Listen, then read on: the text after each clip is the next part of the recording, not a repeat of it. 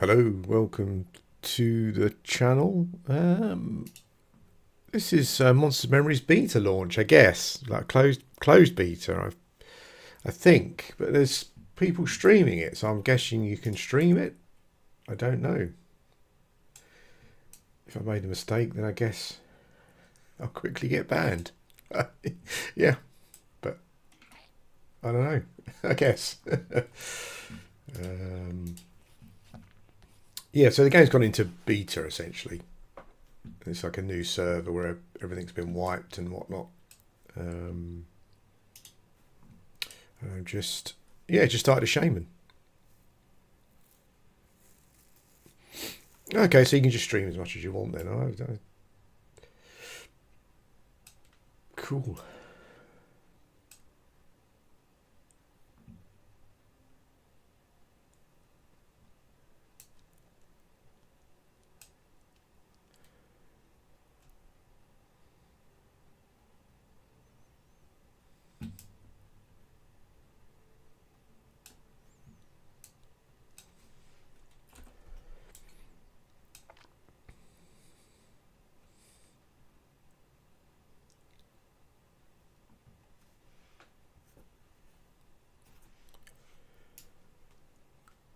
Well, I've got my Shaman quest anyway to do. Hopefully the hitting things picks up a bit, because killing a few rats at level 1 was excruciatingly slow. I was literally just chipping for 1 damage. It's taking ages. Ah, cool. I guess this is all going to be wiped, I guess, at some point as well, I suppose.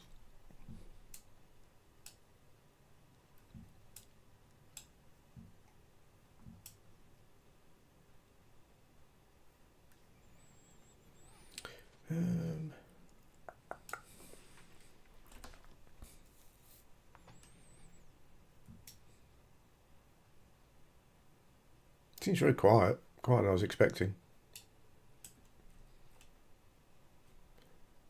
But I suppose it's kind of like, well, I guess it's not like an open test, is it? So I suppose.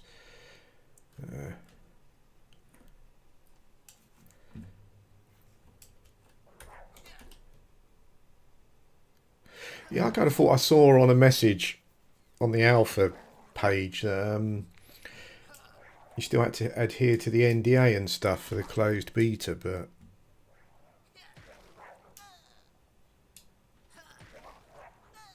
I guess not.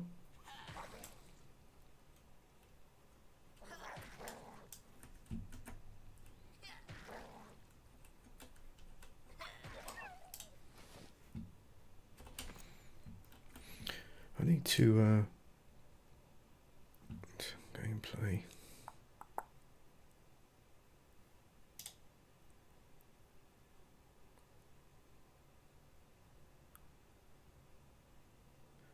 Oh, I'll create a new chat channel because I just can't bear looking at the out of character chat, but I'll just try and ignore it.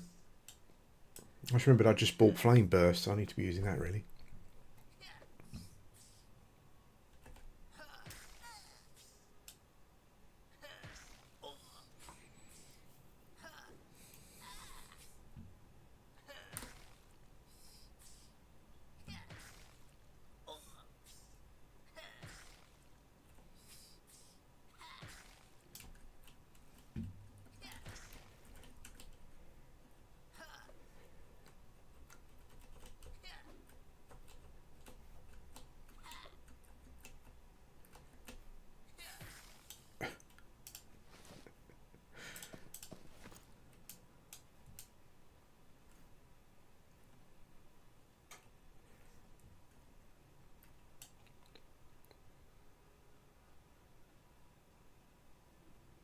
Ah, okay.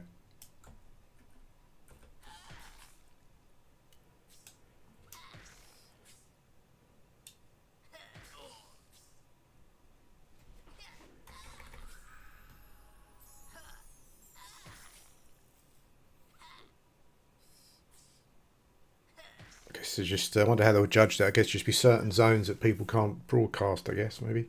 Can't stream.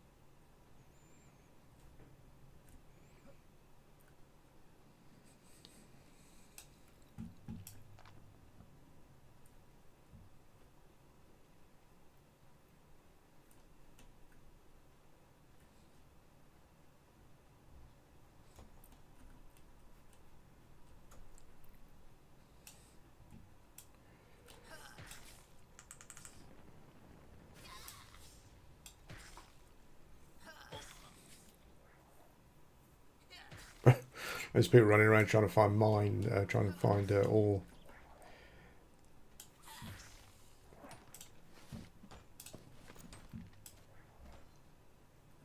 Not sure who made it popular. Maybe it was a New World, but that's just like the worst gameplay mechanic in MMOs. Kind of, it works. Kind of works in like a PvP environment where you fight over it, I guess. But it's just like the STD of MMOs.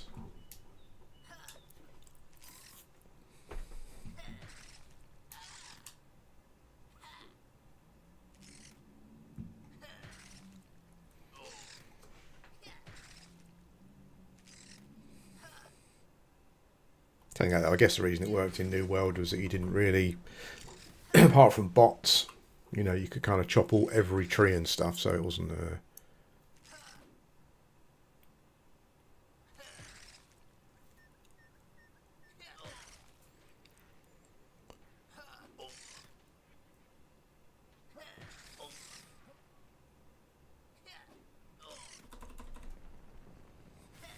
Yeah, I guess it's like a budgetary thing or whatever, but it just doesn't work in an indie MMO. It's just not. Well, I guess by work, I guess I guess what your definition of that is really.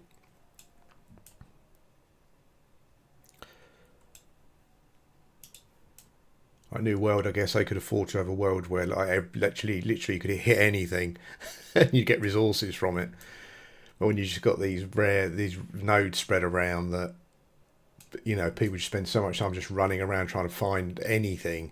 It's not a fun gameplay experience.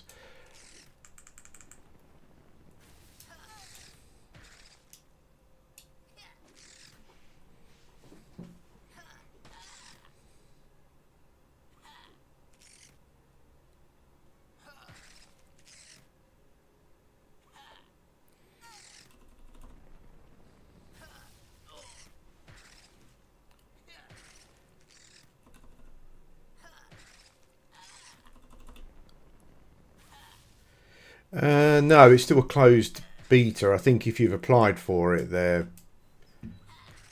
kind of letting people in gradually. I think over a period of time.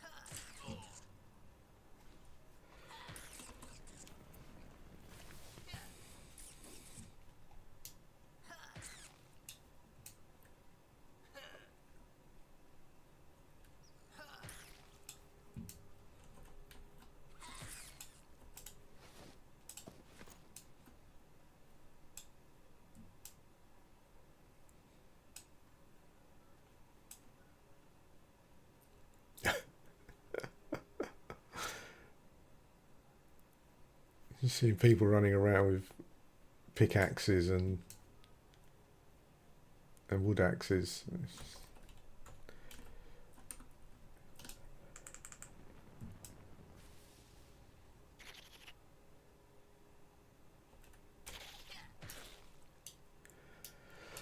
Is there no boxing in this at the moment? Is there, this one? In the closed beta?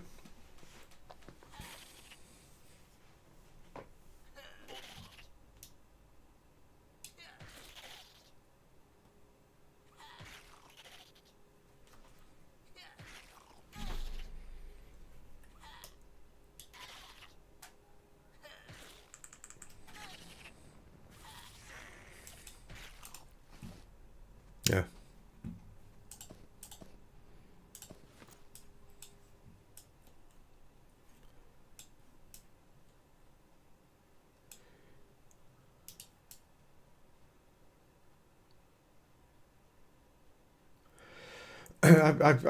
I'm not sure if it was like this yesterday or last night, but I can't. How the hell did anyone gain any experience yesterday when there's hardly any? There's no one here. There's hardly any mobs. There's a few level 2 mobs spread around, but there's like, it's like a wasteland.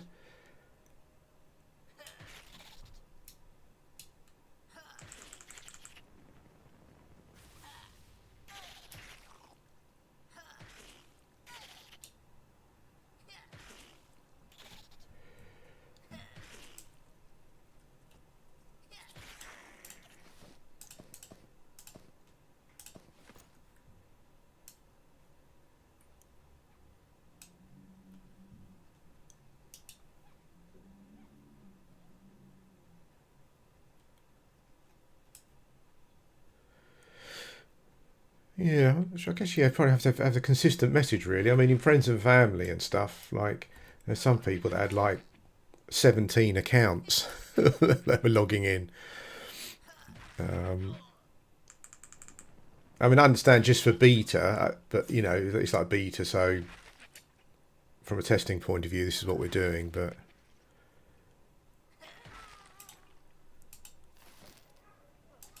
for saying like, if the message was just, well, just find real people, well, that's, if you're going to have a boxing server when a game goes live anyway, that's kind of a bit of conflicting.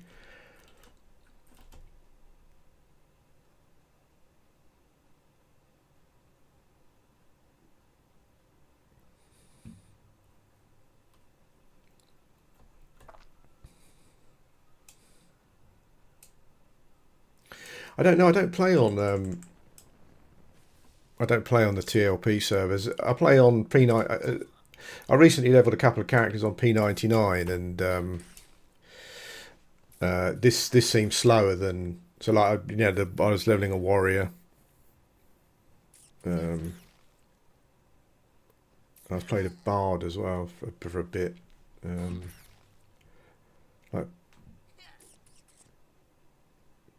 and there was a funny thing with XP in EverQuest anyway, where like level 1, it takes you about 12 mobs to get to level 2, and then at level 2 there's some weird curve where you end up having to go like 100 mobs to get to level 3. It was always a bit nightmare if you were like a caster class, particularly if you were like waiting to get a pet or something. Let's have a look. That's 5, 10, 15. No, 20, 46, 80. Okay. Right, so I'd say I got about 1% XP for that blue mob, roughly. Maybe a little bit more. So looking at trying to work out the map of the bar.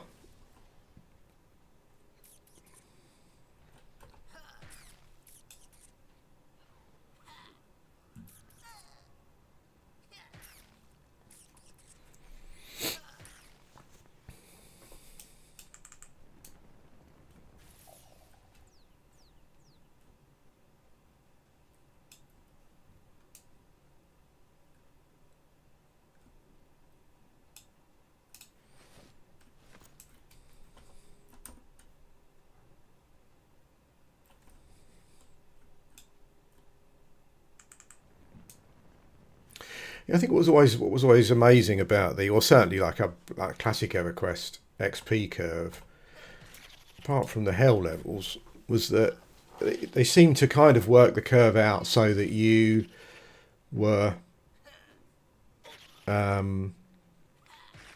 like if you got to a camp and the mobs were probably more a high level camp where the blue ranges stayed, the blue stayed blue for longer, but you'd kind of get there and you'd be killing blues and you'd get a couple of levels and you carry on killing the same mobs and your XP, but your kind of leveling rate didn't really go down. You were still getting very similar XP for it. I don't quite know how they did that. Maybe it was like the blue was giving you 1 point something percent XP per kill, and it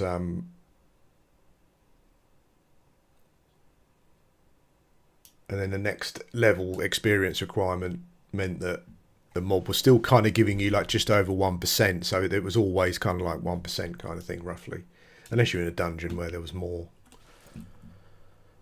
I think that's two. I think that's 2 of the items I need for.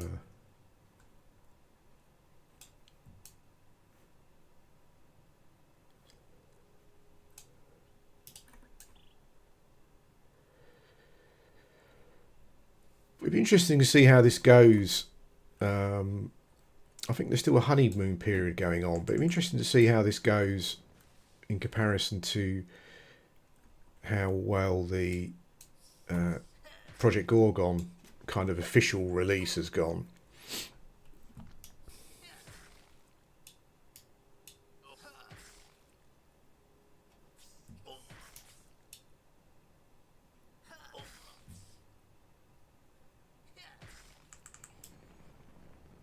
Them being two quite different games.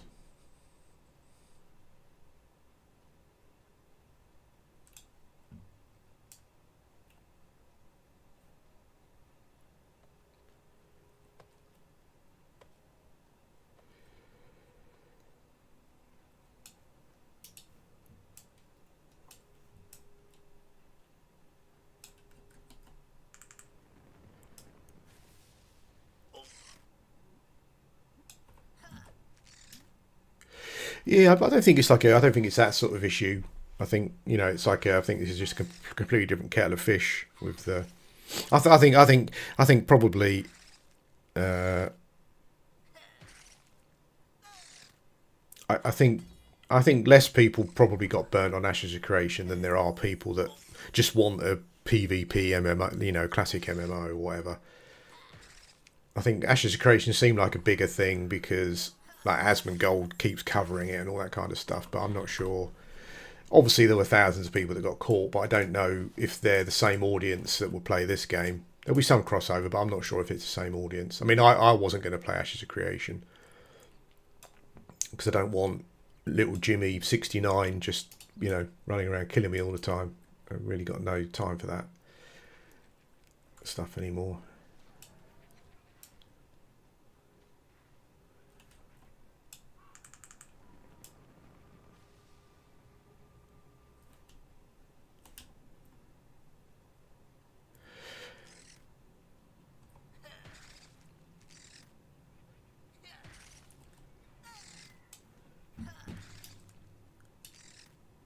Go Carnage got burned. Oh, well, I don't care about that. He was he was pushing Pantheon as well. That's not going too well either. I think the problem is that people are just they just can't, like your average viewer or player just can't look at things logically. It's all just too emotional. It's like their favourite streamer picks up a game, so it's bound to be the next. They just don't think it through for themselves. Oh, this game's a bit like EverQuest. It's going to be the next blah blah blah blah, and then it's just. I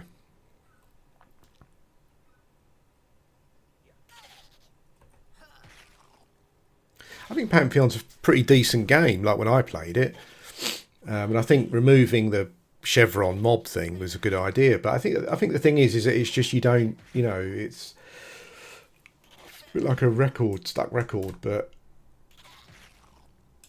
people don't have the time for it anymore. People don't have the time to fuck around anymore. It's like, you've told me this is what the game is. It's not that, so I'm off, and the chances are I'm probably not going to come back. And that's it. That's how it goes. People haven't got the time anymore to fuck around. It's just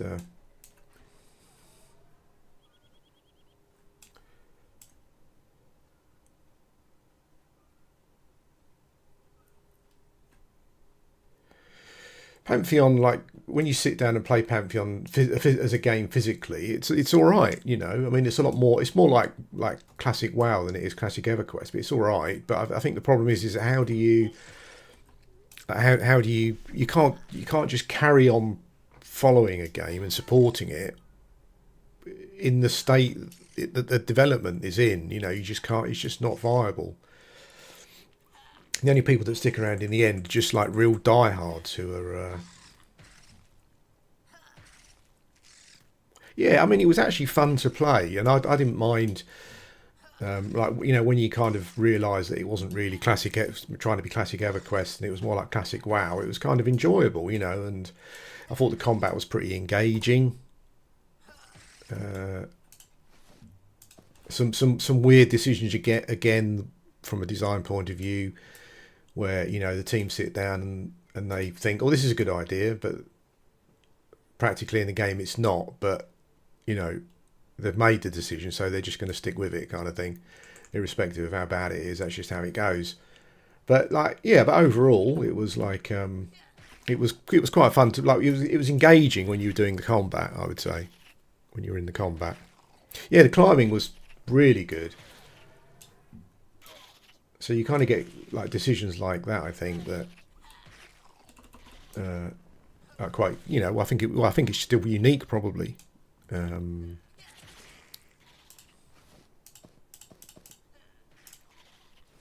But then you had things like when I was playing a shaman, and there were 3 bars. I don't know why. Again, one of these design decisions that sound good at the time, but not practically. There's 3 different bars, and you could put different spells on different bars, and there was like a buff bar. So I remember the first time I put some buffs on my shaman's buff bar, and I buffed myself, and then I changed a couple of them for some other spells. I didn't quite realise. I didn't notice what had happened, but then I noticed that my buffs had gone. I thought, they dropped quite quickly. So I put my buffs back on the bar, and I buffed myself up again. And then I noticed that when I click the buff off of the bar, then the buff goes. So you can't you can't memorise some buffs, buff people, and then choose some different spells. You have to leave the buff spell on the bar.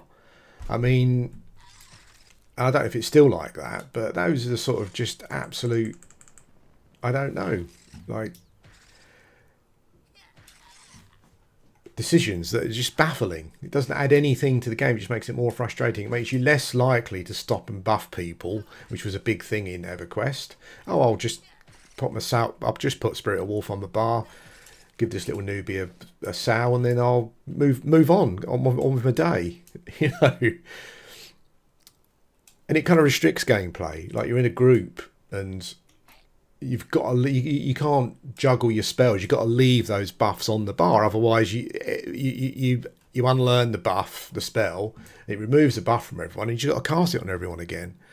It's just weird decisions that, and I don't understand why. If I just think that as a classic MMO player, if I was one of the dev team, the first time I logged in and that happened, I'd think, this is just shit. Let's just change this now. But no, it's like they try and justify it by saying, it means you've got to make meaningful choices and all that sort of stuff. But it doesn't. That's just an excuse for poor design. All it means is you get in a group, and the group's going to say to you, we want these buffs, and then you've just got to do those buffs, basically. You've got to leave them on your bar for the whole thing. There's no choice there. So it's anti-choice, really. No, I think you can sign up for the beta, and they're kind of letting a certain amount of people in Um,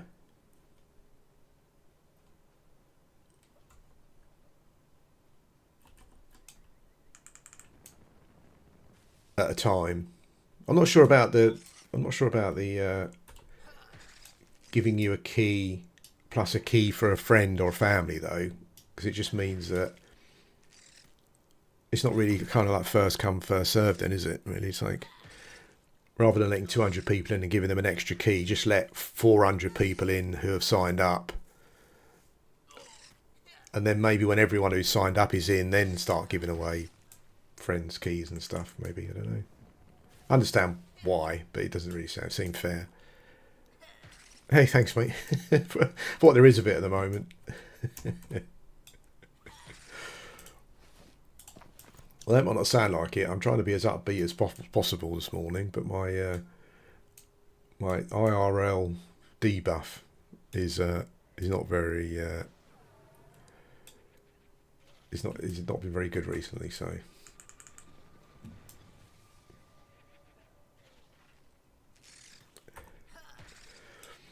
Yeah, well, I think that like I've been in the closed testing for quite a while, and I think they just carried people over from that essentially, who were in that. They carried them over.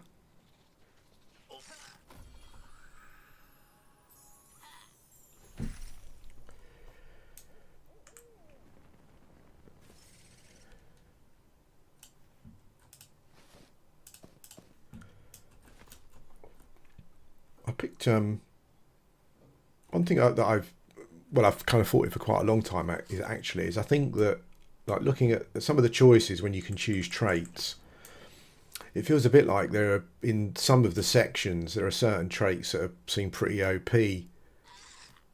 And so like in the first trait option, I couldn't think of why I would pick anything other than magic resistance really.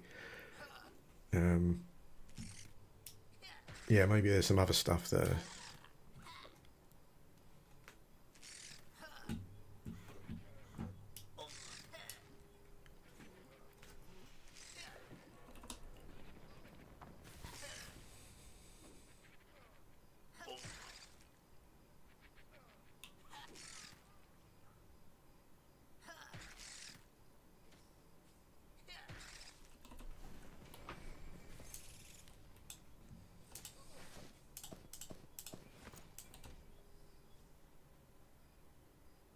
Okay, I think we'll have to sit down for a bit of a meditate.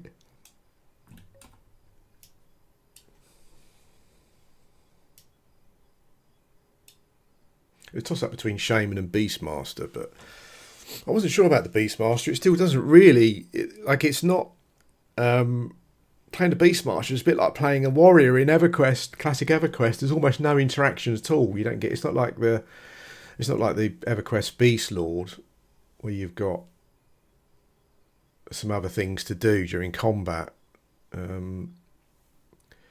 You've got like a buff and you got a heal, and you get a low level nuke, and that's kind of it really. It's like I wasn't not a big fan of the little swarm mobs that you can summon either at the moment. They just like irrespective of what level you got, they just seem to pick the mob for a point of damage, and you have to cast two. You know, you can get two, and you have to go through two different casts to get them. I was kind of wondering if it might be a better idea if it was like an oh shit button, you know, where maybe it's got like a 5-minute cooldown or something, and you cast it, and you literally get like a swarm of pets just come out for a short period of time if you're, you know. But I do want to try the taming though, that's the only thing. Unfortunately, I'm a sucker for taming.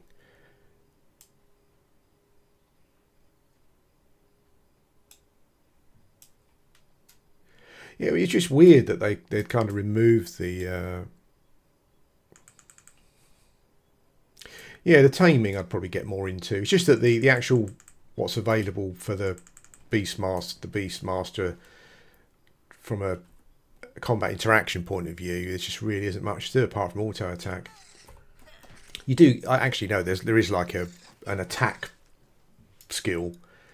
It does a bit more damage, but yeah, but I'll have to try the taming and stuff. That's I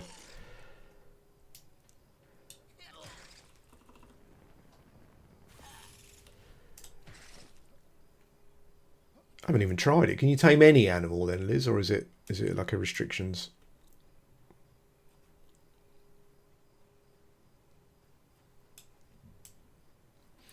Right, let's go out of the zone because it's like I don't know why there are so small, so little amount of mobs in this zone, and there's hardly anyone playing. There's hardly anyone here. Let's try the other zone.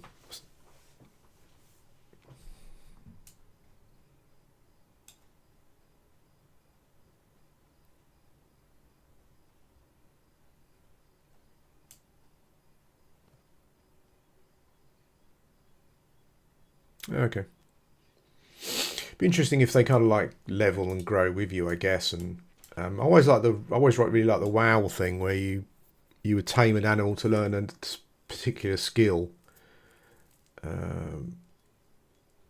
Project Gorgon's really good as well, where you got loads of different skills for your pet and stuff. Yeah, normally there's a ton of mobs out here, isn't there? We're saying that though. Even it's almost like they've. Oh, that's good.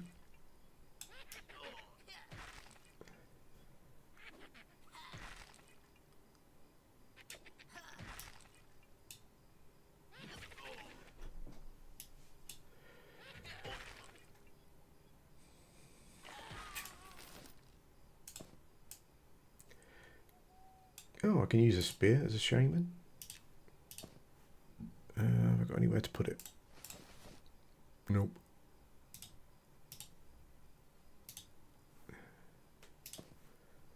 Don't need spider's legs. Well, that's right up there.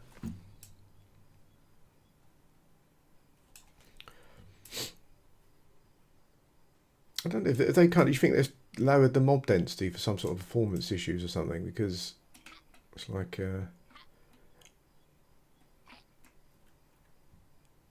yeah, it's.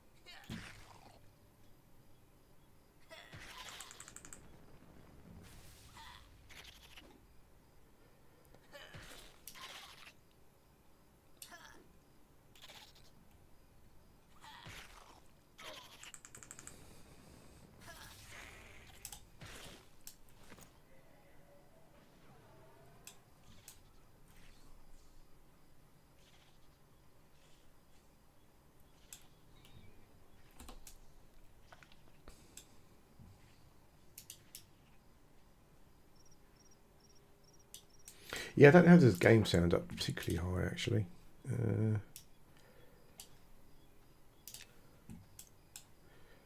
I think because the goblin sound effect is a bit grating. So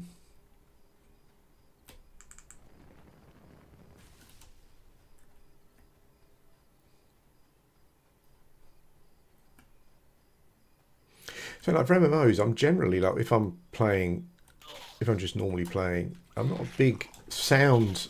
If I'm doing certain things in EverQuest, I like to have the sound on because it's so immersive. But generally, I don't. I've normally got like music or a YouTube video going on in the background or something.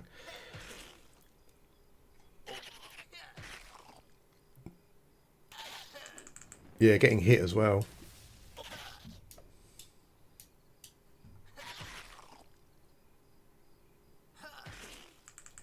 Sounds like Harry. Sounds like a schoolboy.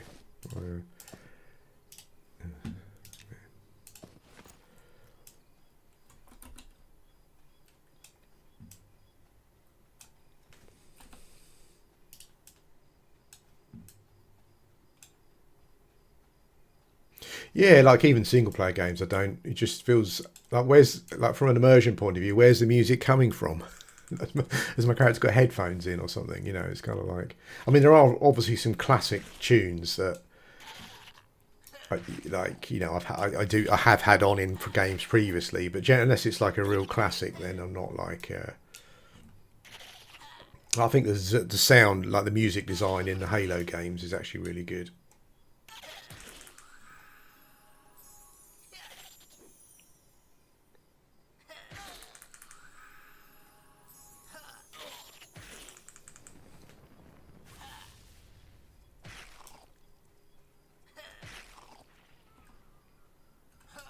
I do, mate. Yeah, yeah. Most days, yeah, yeah. Huzzah! I'm not going to say ding. I just did.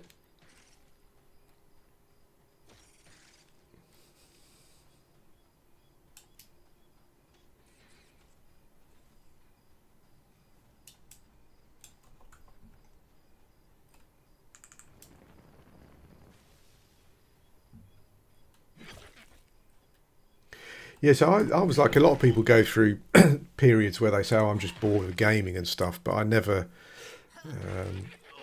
That was never me. Like I would probably say that I've. It might sound like an exaggeration, but it's not. I've probably gamed, or if I wasn't gaming, I've kind of looked at a magazine pretty much every day since I became a gamer. It is and has always been my main hobby. Yeah, my only hobby really. Yeah, I remember when I saw my first game. That was it really. Since then,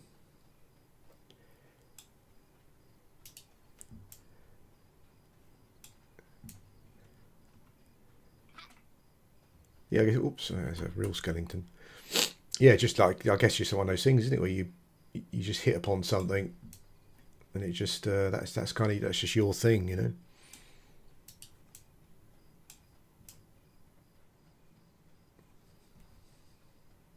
Yeah, I don't think I've ever had a period where I needed to take a break or I was bored. Just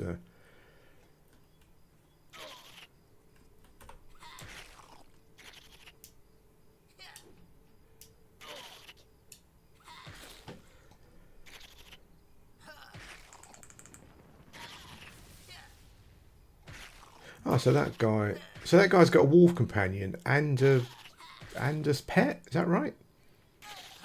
So you can have a summon your wolf. You can also tame a pet. Oh, okay.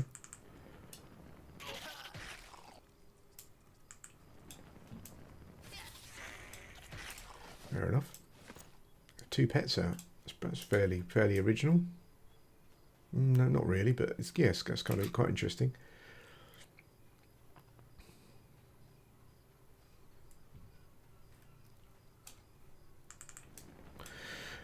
I'm always concerned about playing pet classes because it's just I just feel that it's like with the swarm pets. I stopped summoning them in the end. I just think from a balance point of view, there's always a question mark with the developers with like how powerful a particular class is. It's got a pet, so it ends up just being, you know, things keep getting nerfed, pets keep getting nerfed.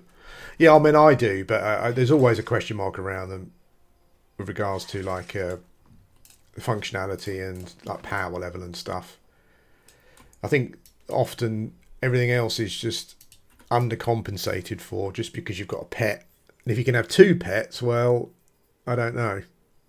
Are they are they are they crap pets? I don't know. You know, it's like considering the Beastmaster is kind of a little bit of a DPS class on its own, I guess. Yeah, I'm always worried about the balance of those things because you know, like, what was so nice about EverQuest playing on P99 uh,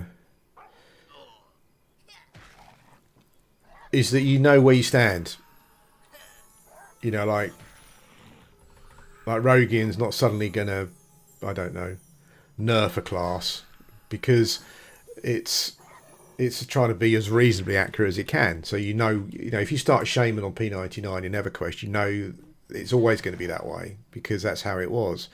But playing a game like playing a new MMO, which is a live service, like ongoing potato, the fuck, that's an ongoing service,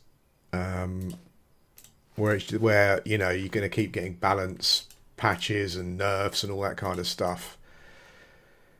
Yeah, because I mean, I haven't personally done that for quite a long time. Like the indie MMO I've put the most time into has been Project Gorgon, and that has had some times where, like they've nerfed a skill or something or whatever or something. I think when I came back recently, a couple of people were talking about the particular psychology skill that got nerfed, but then you could kind of make it ridiculously OP, so I can understand that. What I found Project Gorgon's done actually is it's implemented classes that were maybe subpar, but then it's kind of revisited them later and made them a bit more interesting.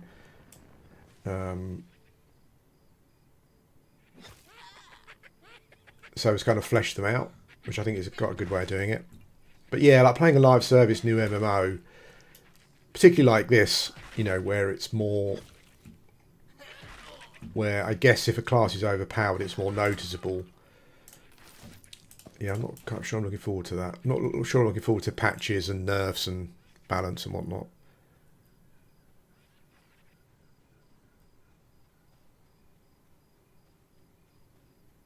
But that's kind of a problem though, isn't it? It's like what I mean, I think it's, I mean, making a change and realizing it doesn't work in the first place and then rolling it back, I think is quite good. But then the issue that I've had with these indie MMOs is that why are they trying to almost fix something that wasn't broken in the first place? Like, why would you change it anyway? I mean, if you kind of just did, if you just essentially just copied at the EverQuest ratio, you know,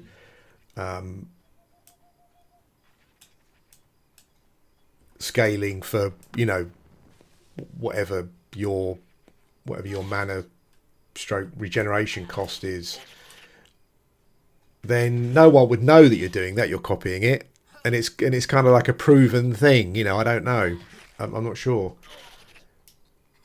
I think the issue is that there's an over tendency, even like during development, to just like, well, let's just try this. And I don't know. I just think time would be better spent working on other things than just trying something out, you know.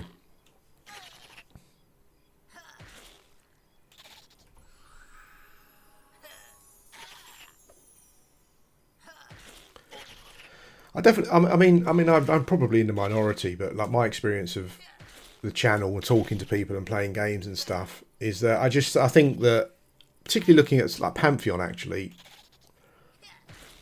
I think these long med breaks between combat, I'm just not sure that it's all the rage anymore. I'm just not sure that's really what people want.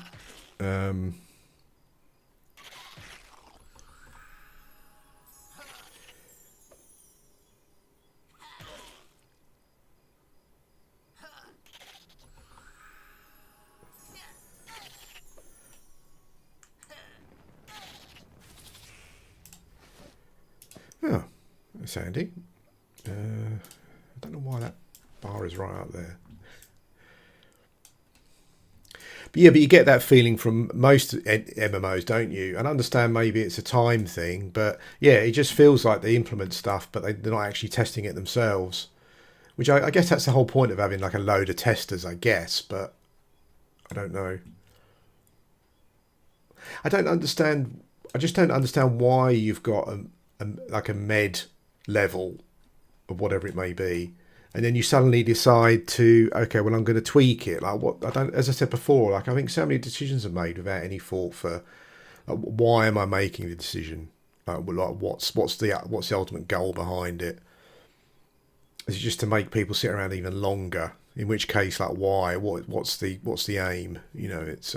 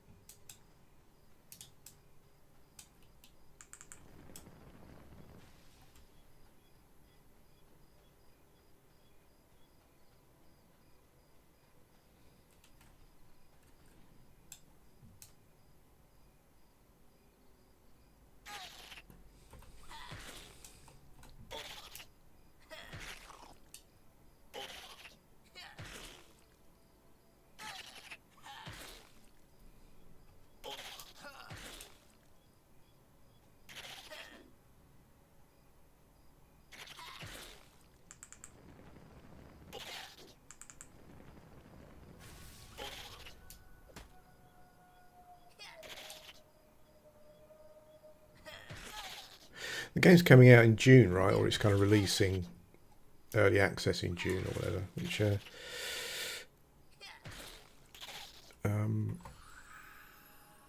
kind of, in some ways, like if I think back like a year or two, or when I first started playing, it seemed sooner than I imagined.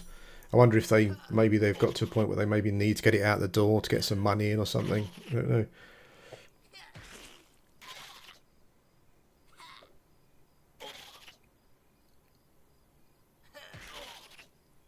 Yeah, I think the thing with Project Gorgon as well is that like like I've played quite a lot of classes, and you can make even what people call the weakest class like really interesting to play, just because it's all about it's all about enchantments, isn't it, essentially? Um,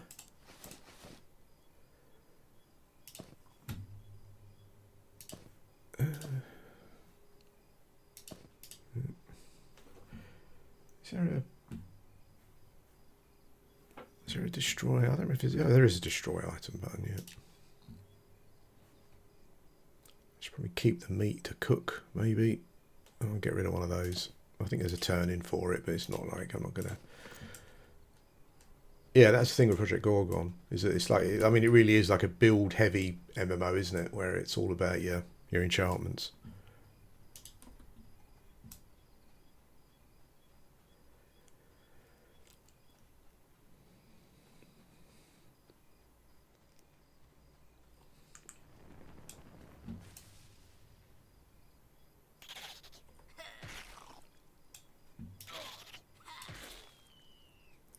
Looking like we're playing Project Gorgon a lot recently, looking at the chat and stuff. I think one thing that's become noticeable is that it's like what the game does right, like in the early levels, is it's just dopamine hit after dopamine hit. Like you kill a mob, you get XP. You loot the mob, you get XP for 6 different things. Like you die, you get XP. It really is like a massive dopamine hit. I mean, playing this now, I'm thinking, ooh, you know, because it's like, I have to sit down again. All right then, you know.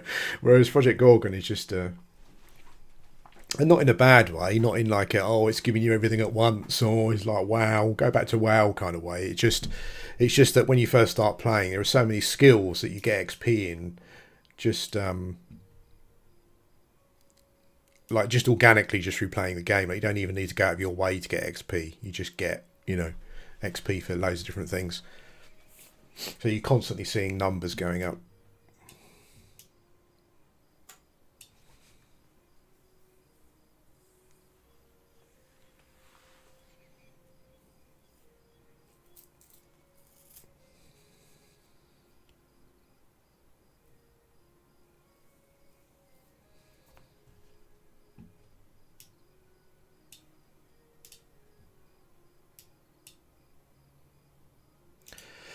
I'd also like to see MMOs push more towards unique, just unique mechanics that maybe might seem like Project Gorgon's got, like, that might seem like a bit far out, but you know, but they had so much character and flavour to the game.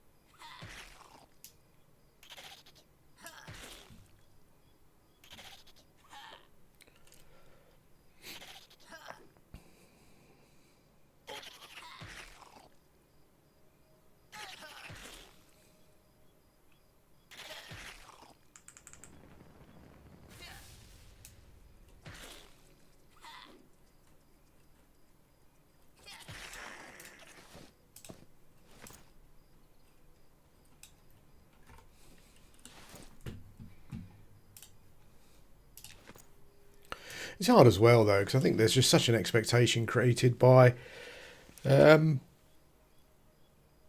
by sycophantic streamers. I think, you know, um, from big ones like Code Carnage to small indie ones. You know, I just think that there's a, like, every new indie MMO that comes out, there's just such a drive to be, there's such a drive to like it and to push it and to be the one who, oh, it's like EverQuest, you know, and it creates such a big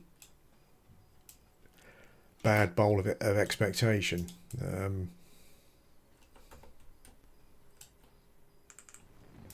Unfortunately, it just seems to be just purely down to the algorithms.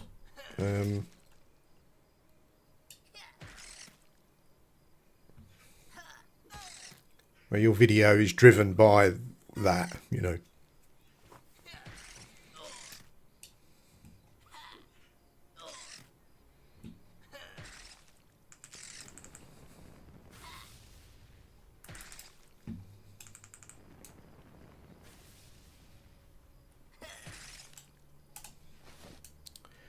I was about to zone there by mistake.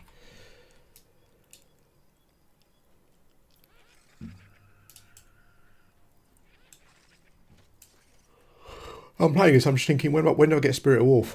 That's what I'm thinking. Please, level 8, I think, maybe. I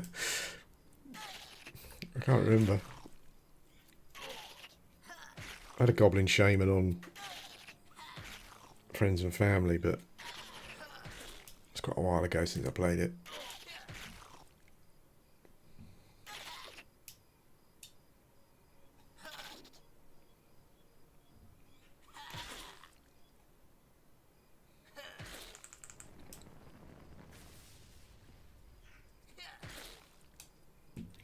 What if they also fixed like I say fixed? I hope it was a bug where like root essentially like wasn't a root. So you had a mez, you know, root, but the root, my shaman root was just a mez. So like any damage, like even a tick damage, the root would just break. I'm hoping that's not intentional, because that basically removes one whole gameplay style.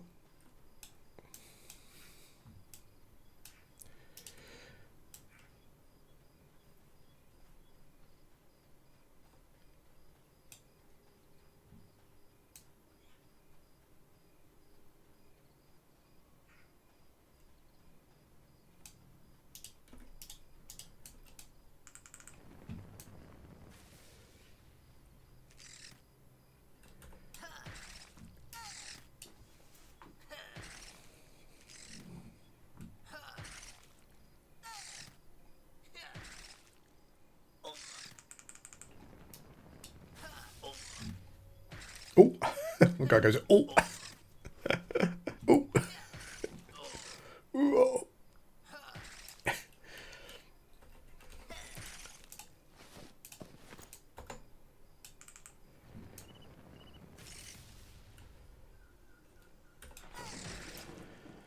think I picked tailoring as a trait to try and make bags early, I think. I'm not sure if that was a good idea or not. Those sort of skills seem to be quite grindy to get up to.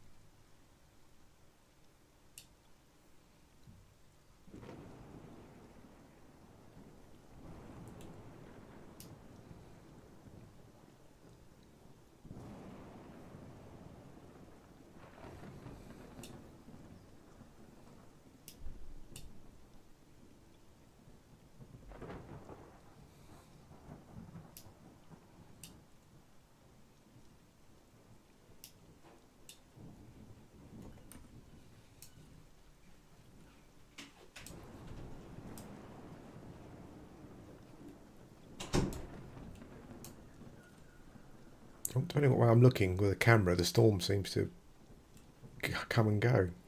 It's just gone again. Oh no, there it is. There it is.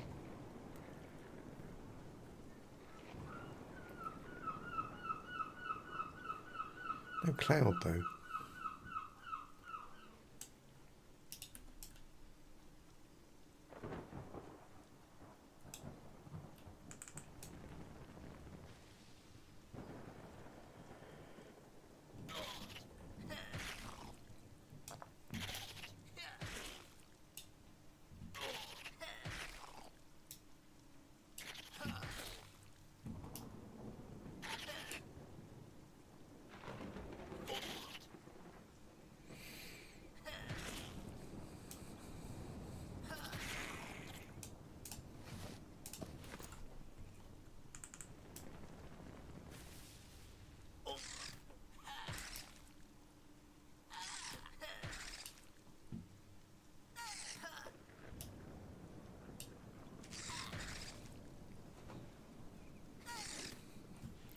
Did my little spider's eye run out? It did, yeah.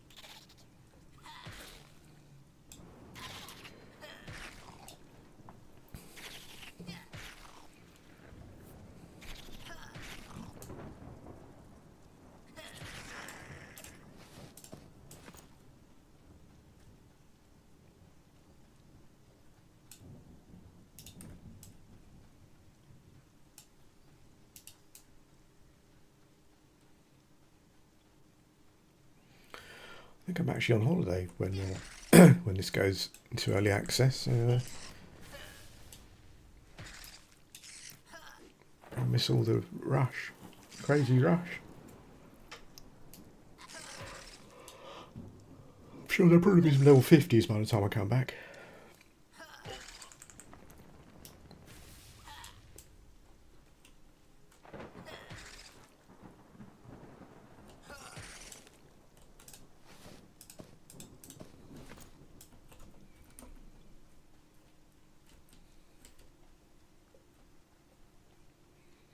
Just to Cornwall. I say, yeah, we are Cornwall, yeah. Sorry, no, I said not just to Cornwall. That's my favourite place.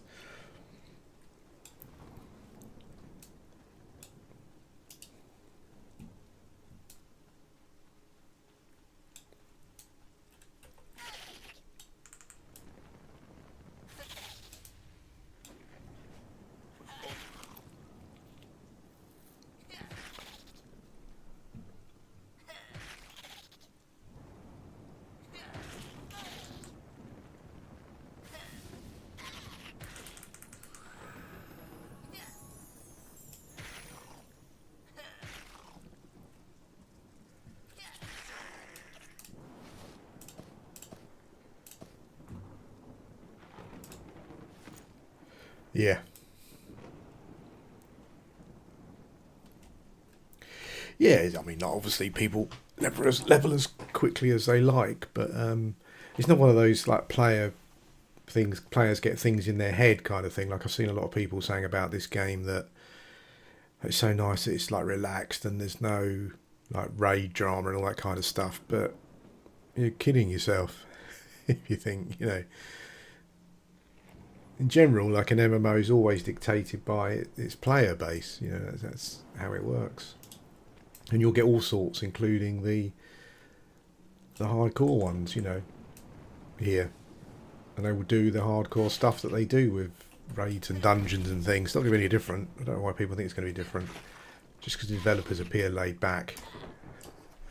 At the end of the day, unless you just ban a load of hardcore players just because you don't want them, which is not going to happen, then,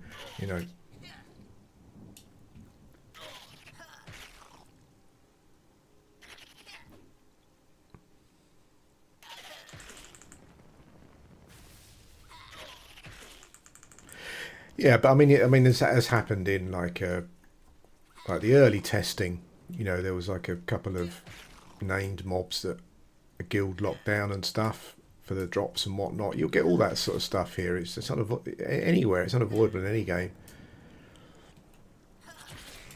It's just how it is.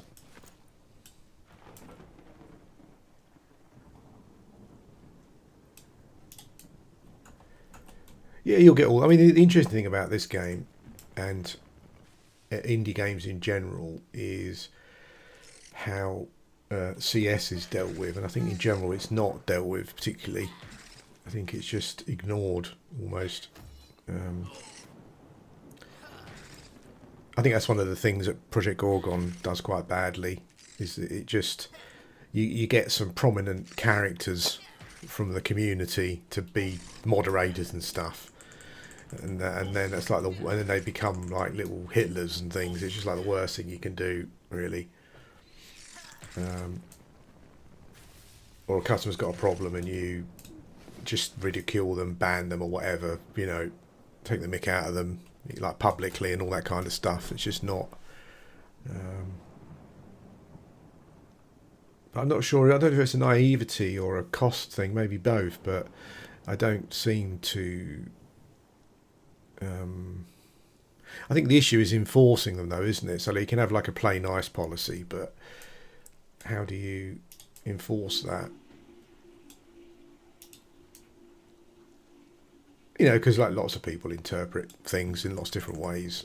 I think it's more like how do you, if you're a small team and you've got, and it's kind of like night time where you are, and you've got 1,000 people playing, and there's people arguing and causing trouble in a dungeon somewhere. Like, how do you deal with that? I think it's naive just to put rules in place and think the players are going to sort it out for themselves. It's not generally how it works.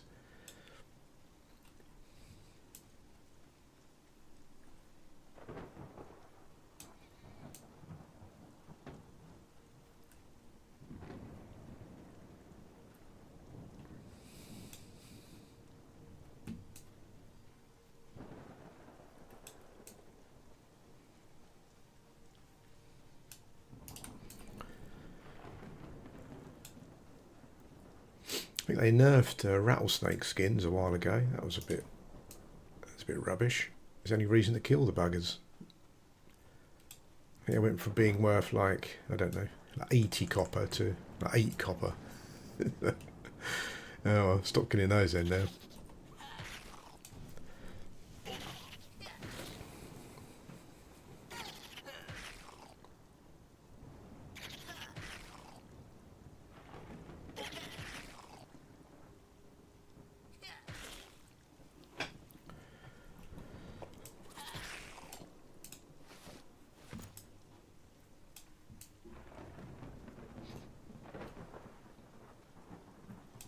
I'm sure a lot of the, I'm sure quite a few people who play on, well, I mean, I think I've seen some of the devs over on the P99 forums. They used to play P99, kind of like courting the audience, so I guess if, you'll probably get quite a few P99ers here.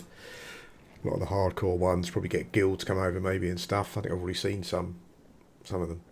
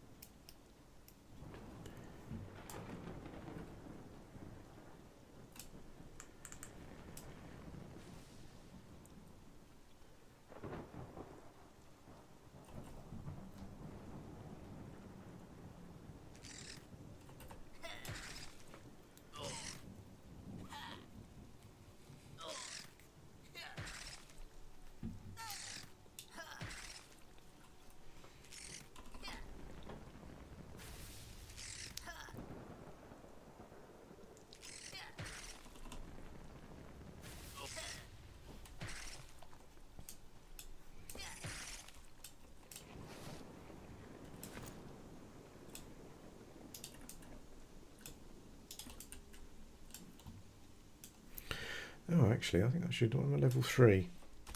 Oops, they're going to see if my usual spot is camped. It might be. There's like a whole bunch of level 3 mobs just down near the beach. I love this look. Like, if you look like this in game, it's like dwarf cleric with a robe and the armor bits over the top and the staff and stuff. That'd be pretty cool. It's funny how you can get like a artwork. Obviously, can generate a real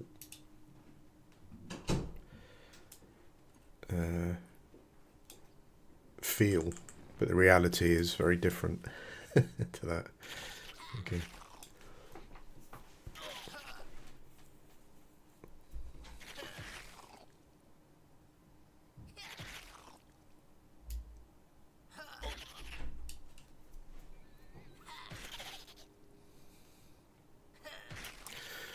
Seeing multiple people running around a zone with limited nodes, all trying to just get a node, it just makes me sad.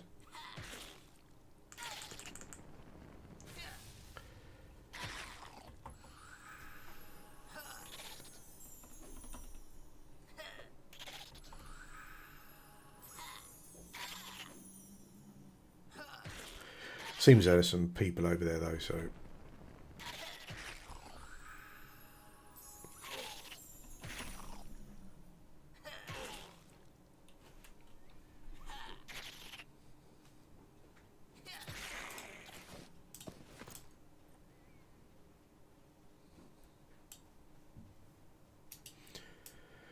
You get a few scarabs over here as well, so I think there's a good chance of scarab shells. Yeah.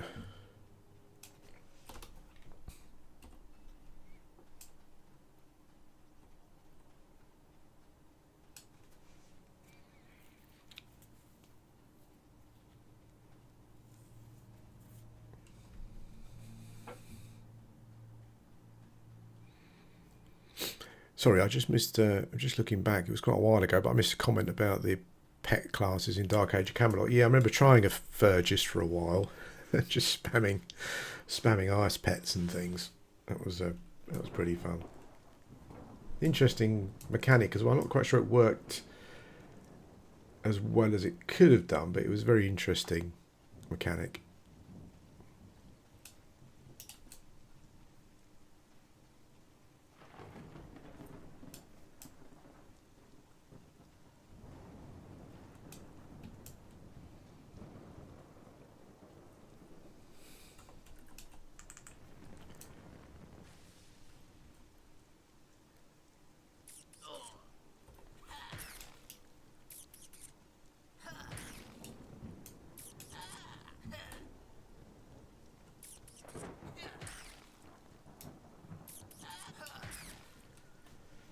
This dude's an even con, is he? Yeah. Okay.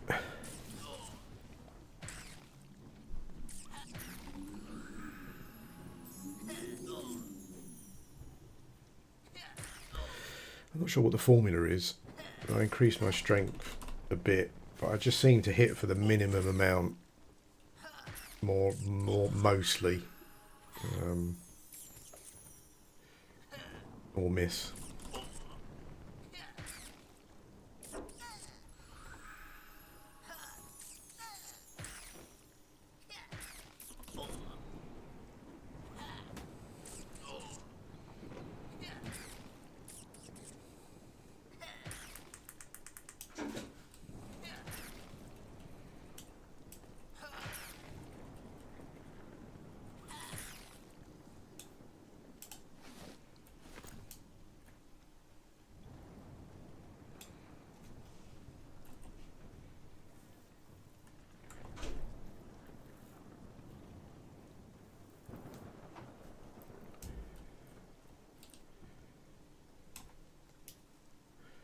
I always like the way you can see. I always like the way you got the zone lines, but you can see the zone behind you and around you. That's pretty cool. Because it's some sort of knitting together thing that Unity can do, I suppose.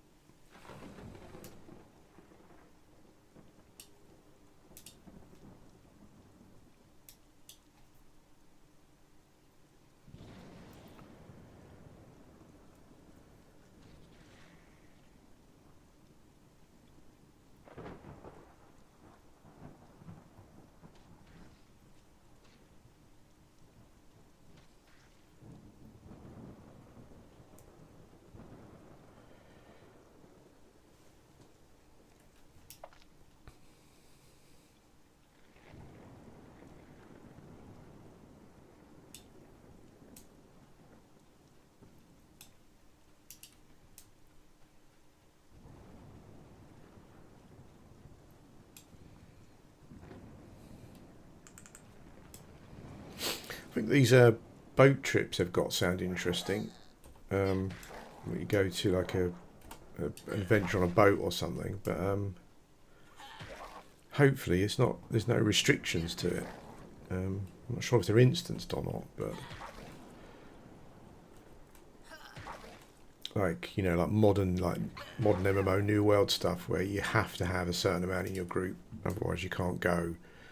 It doesn't let you go or something. That kind of stuff. It's always miserable.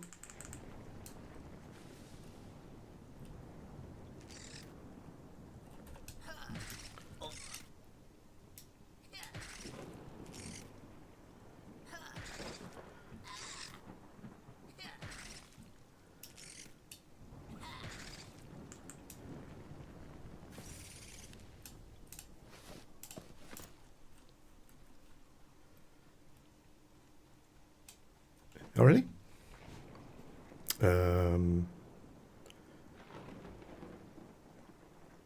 Something must have gone wrong then, because it's not.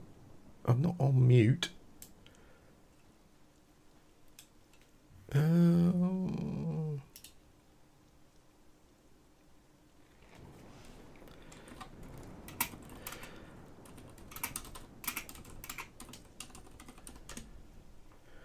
know what's happened. Don't know why the sound's dropped.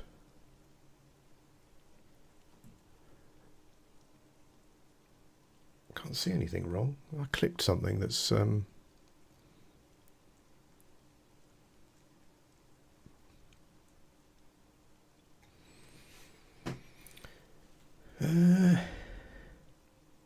okay. Oh, maybe it's you, Liz. Maybe it's your end. Yeah, I haven't clicked anything or anything. I did click a button on the keyboard, but it was just the num key.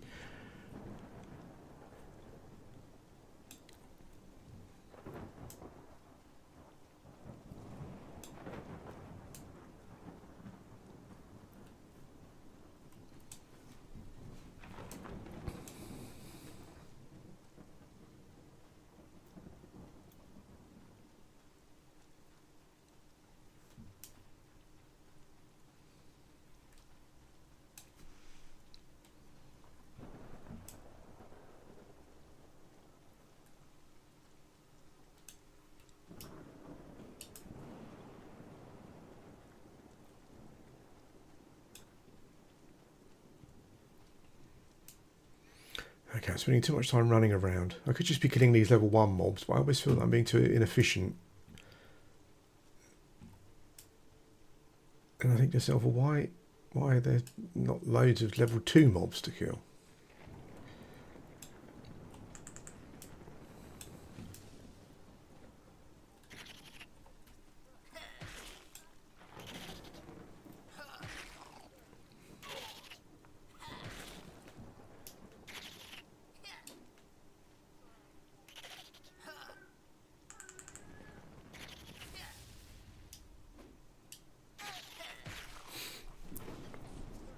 My wife's had to go for a deep clean at the dentist today, which I don't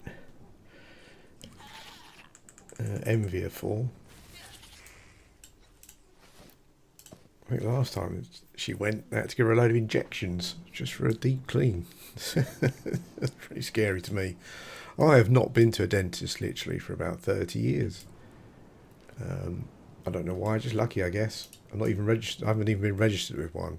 I know that I know one day something's going to happen and I'm going to regret that life decision, but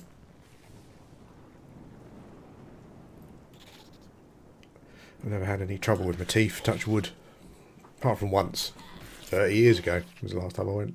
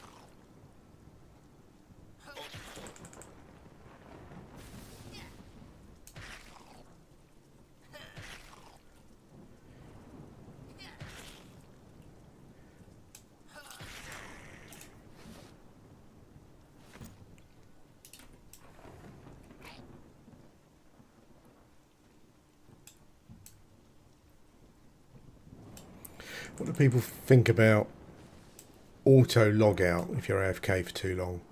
It seems kind of like one of those systems that is kind of a bit anti-classic MMO to me. I don't remember any game doing that, but Project Gorgon does it, which is a bit annoying. I think what you get, like what you see quite a bit of in this game, is that, like, I don't know, high level people just log their character in and just leave it in the tavern. You know, I don't know why, just so everyone can see them or something, and they just leave the character there all day, which is probably not great from a resource point of view.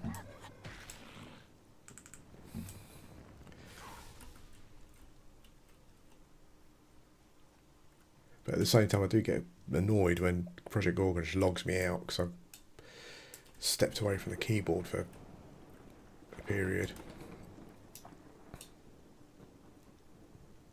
Feels a bit unclassic though, I think, overall.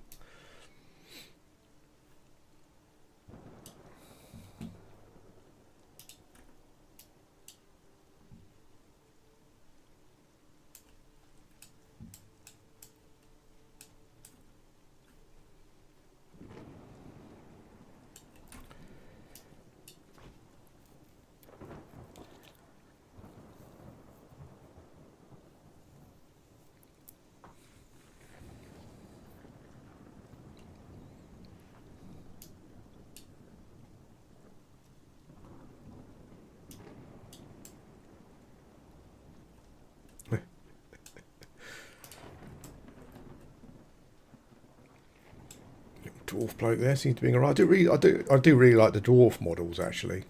I think it's one of the better models. Considering playing a dwarf cleric, maybe.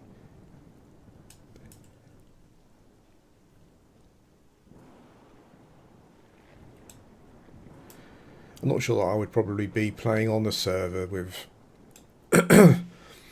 people that watch the channel, though, maybe particularly, because I think I'll probably be, whatever happens, I'll probably be going for the server where you can box. So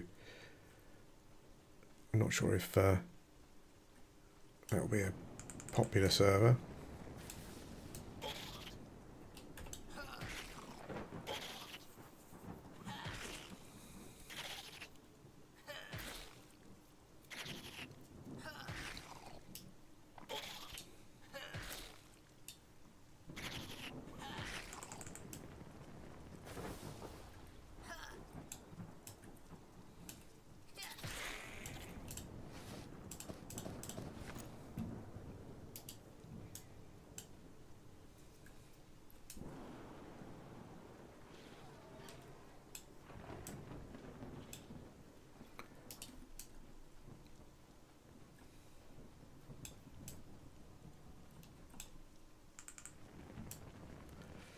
Saw some people. I've seen some stuff on the Ashes of Creation thing, and I've seen a lot of people going, "Oh, that Narc guy, he was right all along," and he kind of was, wasn't he? Actually, he kind of was.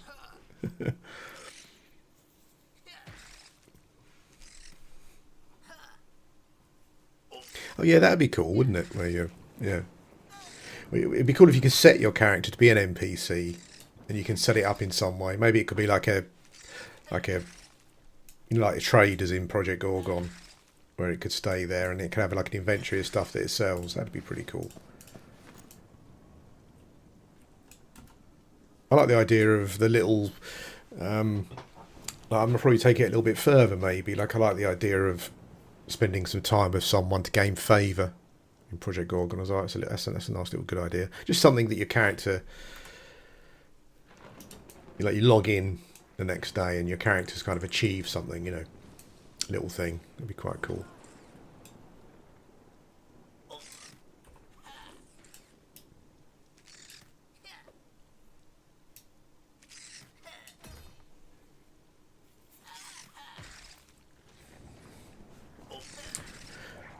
Wait.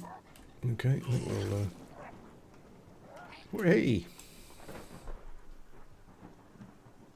Yeah, if I can make a dwarf that looks like this, I'm going to make a dwarf, definitely.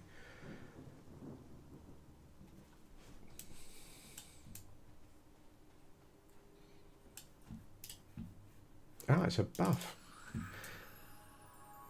Okay. I'm sure Berserker Spirit used to be like a just like a passive thing that was always on, but I think maybe I'm thinking of something else.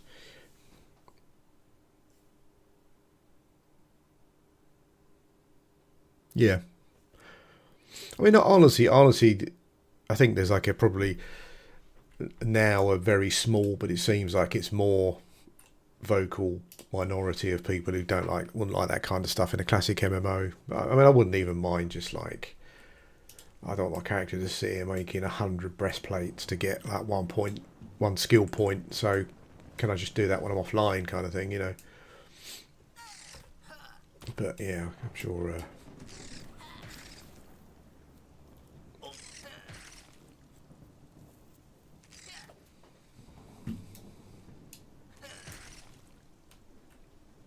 He's got a nice shield.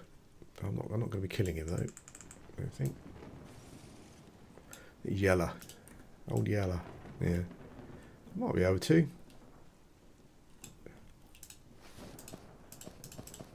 Keeping spider silks for, I don't know if you can use them in tailoring at all. Oh, they're surrounding me. What was it? A pincer movement there from the. I might have a go at this one. Just see if I can get the shield. I'm not sure if I can use the tower shield. It looks like a tower shield, but we'll see. This guy looks bigger than me's avoiding it, so.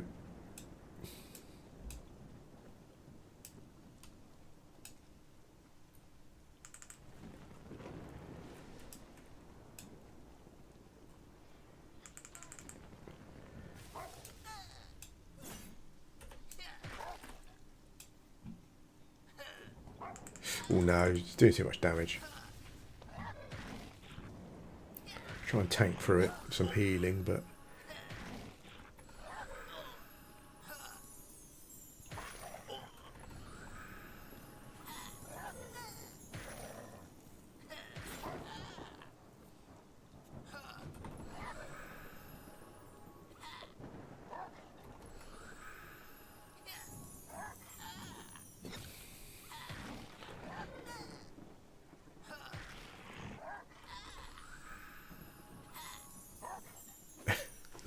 I think he's going to win the DPS race here.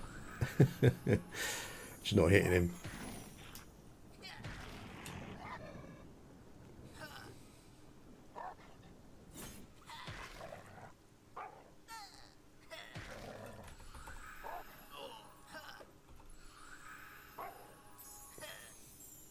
I don't know if I can get him running. A couple of good lucky hits. I think that was my last heal.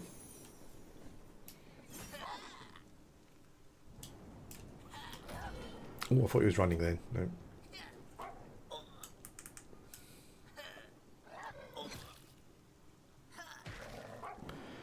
I don't know what. Before you mentioned it, I was thinking about them. Like, I'm not a fan, honestly. I'm not a fan of. I don't know. Like over the years, I've just become more about the fun of stuff. It's like I know it's not a massive chore to negate it, but at the same time it is. But like I don't like I would spend a load of time in the cold zones in Project Gorgon, but I just can't be asked to deal with the cold effect. I'm just not a fan of them. Something that just drives you away from areas, I just don't think is a good I think it became a bit of a meme in closed testing, but I think the shaded dune zone, I'm not sure if it still got it, but it had this sandstorm which essentially rendered the zone unplayable, and I don't understand it. I don't understand why you would do that. Like, what's the benefit to the game? It doesn't really like. I mean, I kind of logged in once and I went to the zone. I sat down, and the sandstorm started, and that was essentially it. And it seemed to go on for quite a long time as well. Yeah, I don't know. I'm not sure. I'm not sure about limiting access to zones. I'm not sure about that. I don't mind it through difficulty. Like, you know, if you go to a high level zone and high level mobs, and you get attacked by one, you're probably going to die. But I'm not sure about. It's one. It's one of those things where if you were sitting in a meeting, and we said this might be a good idea. It's kind of like you'd think, oh yeah, actually it might be quite a good idea, but I'm not sure.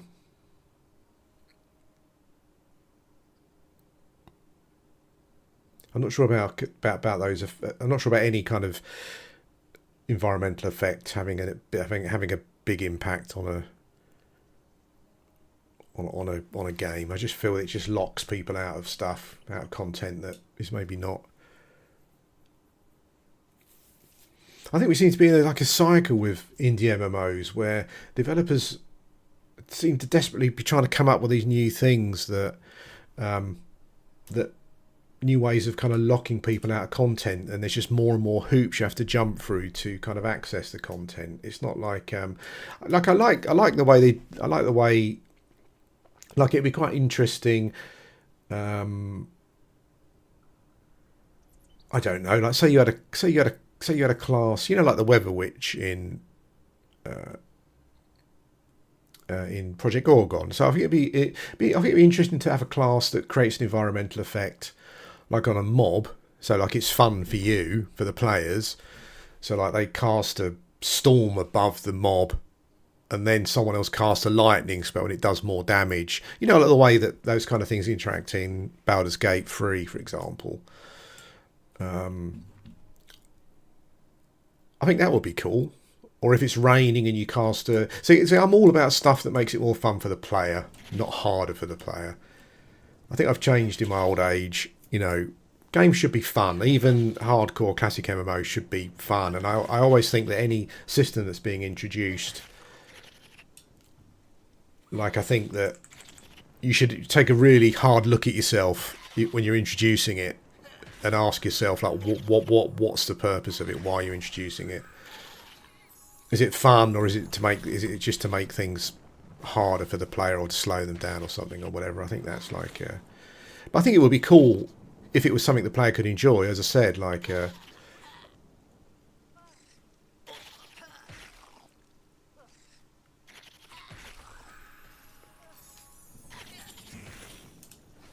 like maybe you had like a battle chemist class, like in Project Gorgon, and they could throw down some oil, you know, and you can create like an AoE, like fire pool around the mob's feet, that kind of thing.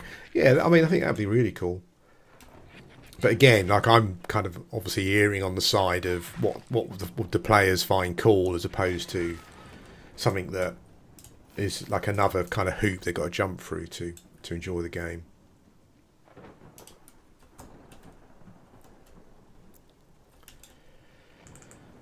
Yeah, I think there are so many, like, I mean, I've sat here writing down ideas for MMOs before.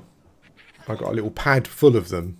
But, like, as soon as I write one down, I can immediately think of, like, 10 reasons as to why, actually, mechanically on paper, mechanically when you're in the game, the reality is that it might not be. It might not be a brilliant idea after all, you know. Like, I always like the idea of, like, one-off. Like you have, I guess this would have been more relevant when you had when games there were more people playing games, so there were more servers. But I always like the idea of like one-off things on a server, or like a player decision can make one server different from another server. You know, that kind of thing.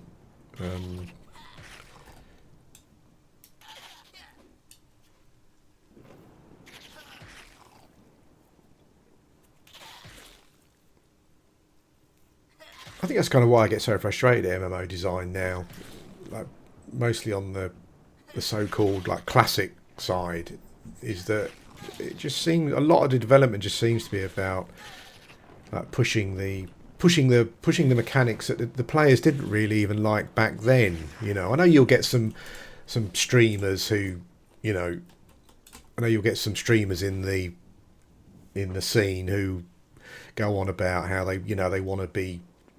They don't want to see anything ever.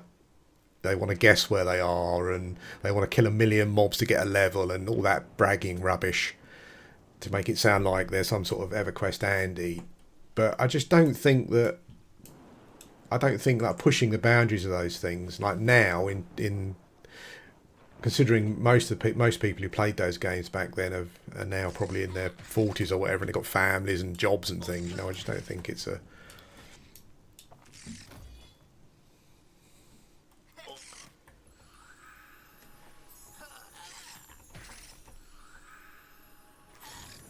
Yeah, so my big thing I think now is that if I was designing a game, my feeling would be, if I came up with an idea, my feeling would be, why am I including it? What's the goal? What actual, like, you know, like actual impacts that going to have on the player when they're playing the game? Am I just putting it in there because it's like a little personal thing that I like, but actually it's not really going to serve the game at all, which I think happens quite a lot? Am I putting it in there to slow the player down in some way? And if I am doing that, can I justify it? You know, is there a reason? Why am I doing it? It's that kind of thing.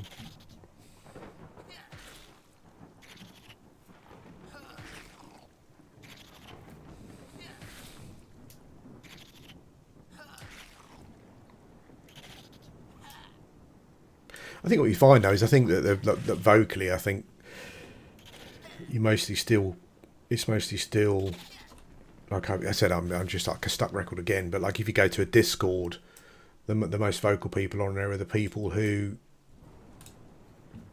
I don't know whether they have this like warped idea of what they think classic MMOs were, or if they just want to appease the devs, so they just go with whatever the devs say or whatever. I think those are the people who seem to be the most vocal. Whereas most people will log in and play, and then if there's something they don't like or they don't get on with it, they'll just leave. You know, that's the majority of people, I guess. A bit like anything, really, I suppose. You go to a restaurant, you don't like it, you don't go back, do you? I guess that's how it is. I think why I get so frustrated is that there's, like, in all the indie MMOs I've played, there's like a semblance of a great game. Even like Strand of the Avatar and Embers Adrift and stuff, like ones that become a bit memey, you know. But I just think that I don't think there's an awareness from the people developing the games of their audience enough. And I mean the audience at large. You know, I don't mean some dude who goes onto Discord every day, you know, and just kisses your ass. I'm talking about the actual real population of people, just average MMO players who are going to play your game. The ones who really make or break it, essentially, if they play it or not. That's the. But I've gone through all this before, you know. It's like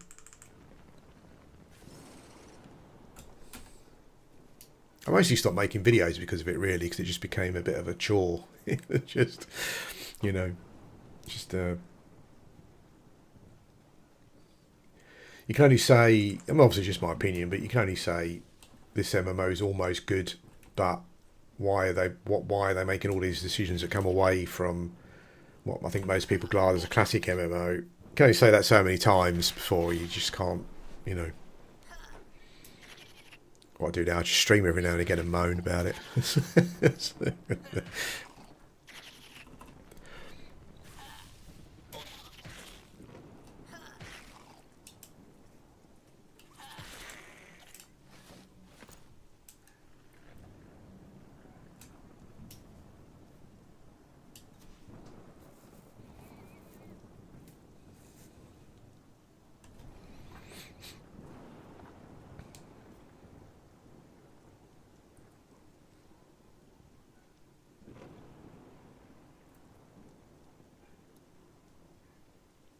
Hey mate, how you doing?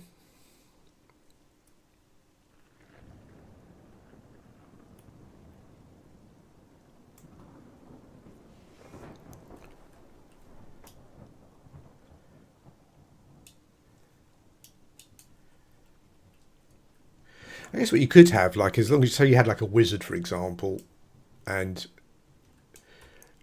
like I think it would be good to have like a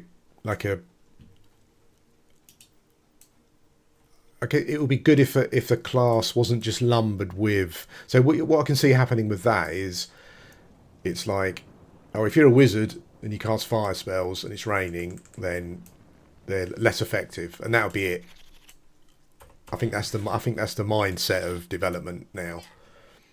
Whereas it might be cool if the wizard had an option of different spells. So he's got fire and lightning spells, and if it's raining, fire is less effective and lightning is more effective. Maybe that might be quite interesting. But then again, like, there's a little internal Bob saying, what would be the point of that, really? Why not just not have it? You know what? I guess it's fine just from a flavour point of view. Like, maybe it's acceptable to have those kind of things just from a role-playing flavour perspective, you know. Maybe it's raining and you cast a cold spell and it kind of freezes around. Or that would be quite cool. If you got different effects. So if it was raining and you cast certain spells, you got a different effect to what you would get if you would normally. Like, you know, that'd be quite cool.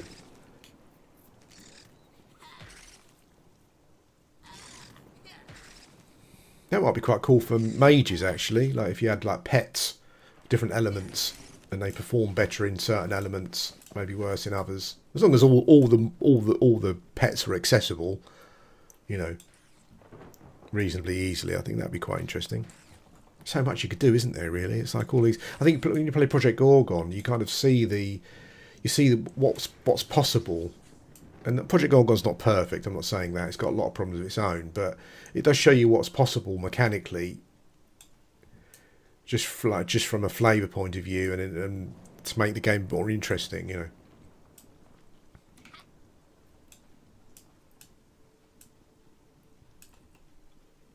I think that's why whenever I play it a lot, and then I go and play another game, the other game always feels slightly disappointing. Yeah.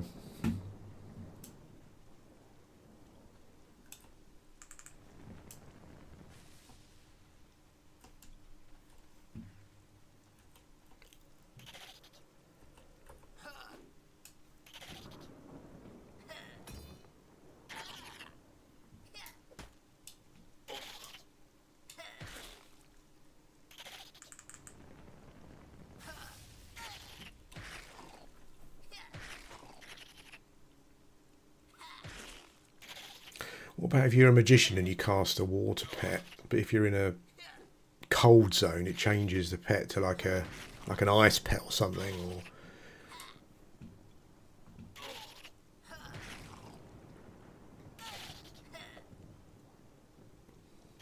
or if you've got a fire pet and it's raining, it puts the fire out, but it turns your pet into like a sludgy coal mass pet that does different types of damage. That'd be quite interesting, wouldn't it? Nightmare to put in the game, I guess, but you know.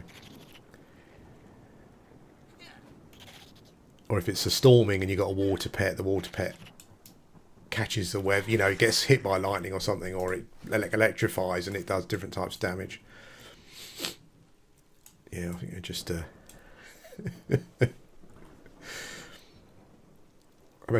imagine David Brent standing in front of a whiteboard. So keep hitting me with ideas. Come on, keep them coming.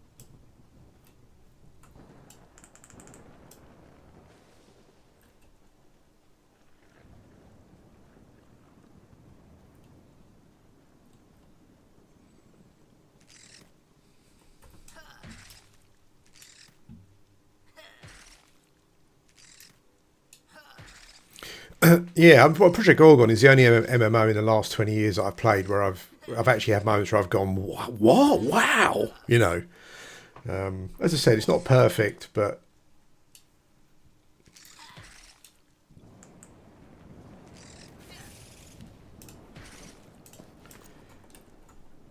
yeah, like wow, is that actually what you have to do? Is that what happens? Yeah, it's pretty cool.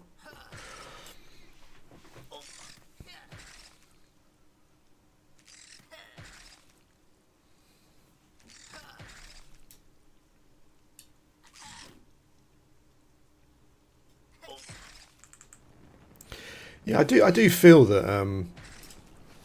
to a certain extent, a lot of the classically inspired MMOs that we've got just feel fairly safe. Like they all feel safely similar in a way, like Pantheon, Project Gorgon, Embers Adrift, all those kind of tab targeting, like EverQuest round based ones. I've yet to see one of them that's really kind of, apart from trying to add classic WoW elements into it, which I don't understand. I've yeah, I'm not really having any like wow moments and like, oh wow, really kind of moments. But I don't know.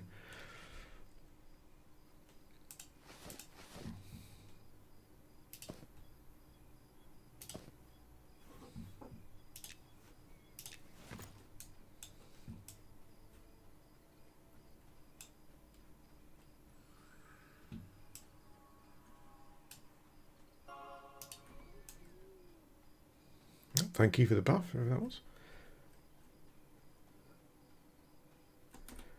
Okay.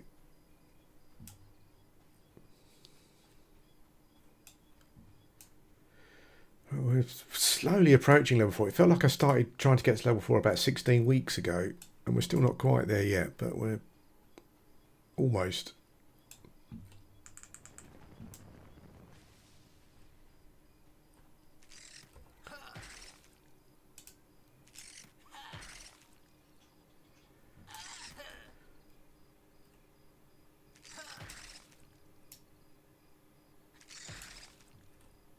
I think WoW was kind of like good for the genre, but also bad, wasn't it? Really, I think that it was like, I mean, when you talk to someone who never played EverQuest, classic EverQuest, about WoW, and how like dumbed down it was in comparison, like mechanically, like combat mechanics particularly, like people don't really understand like how different it was, considering they came out pretty close together, you know.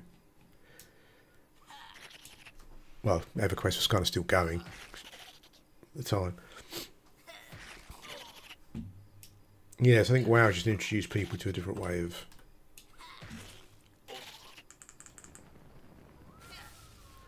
But in saying that, for a lot of the games in development now, like this one and Pantheon and stuff, it seems as though they've got people on the team who, I mean, I like classic WoW, you know, don't get me wrong, but it seems as though there are people on the team where maybe that was their favourite MMO, and so they're kind of implementing some stuff from those games.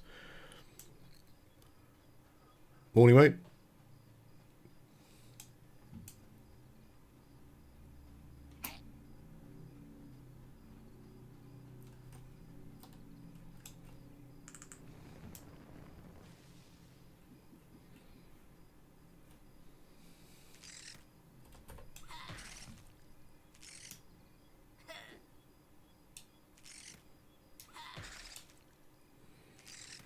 I think the thing is as well with a game like this that kind of really follows the EverQuest template is that I think you will just get people who, you know, like this kind of feels very familiar to us to a point where maybe it's a bit too familiar. Obviously, you know, we're not. There are lots of mechanics and stuff, lots of like, you know, like horizontal what they call horizontal progress and stuff that you can do. But yeah, I can see a lot of people just shooting for 50 or whatever the max is quite quickly because the gameplay is so familiar. You know, it's kind of like you want to get to a point where you're maybe doing the stuff that's not just killing rats or whatever it is, that kind of thing.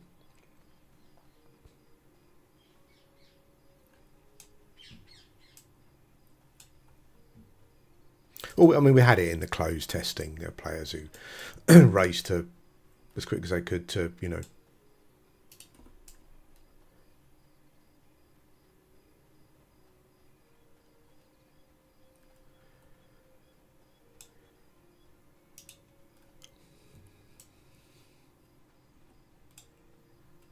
I like the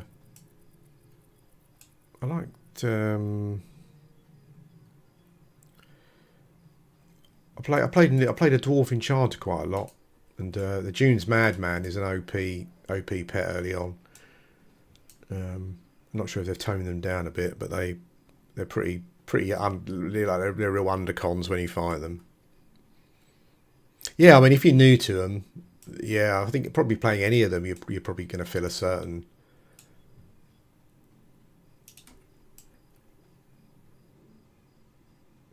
What MMOs you played before?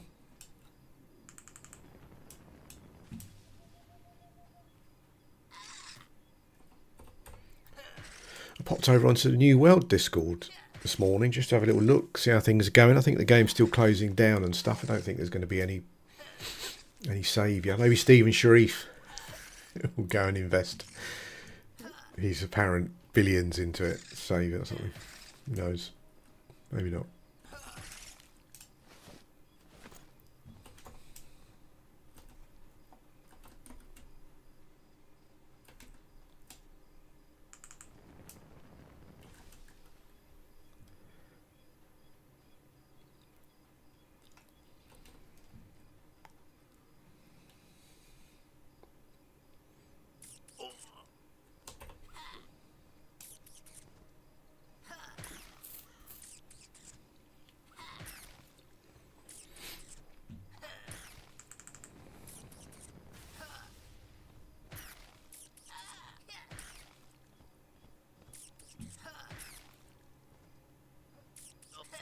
Oh, okay, cool.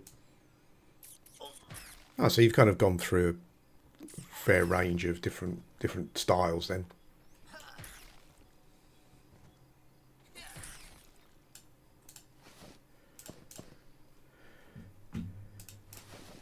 Yeah. Batwing. Are these? Oh, I've got batwings or large batwings. Thanks. Okay, we'll leave those ones.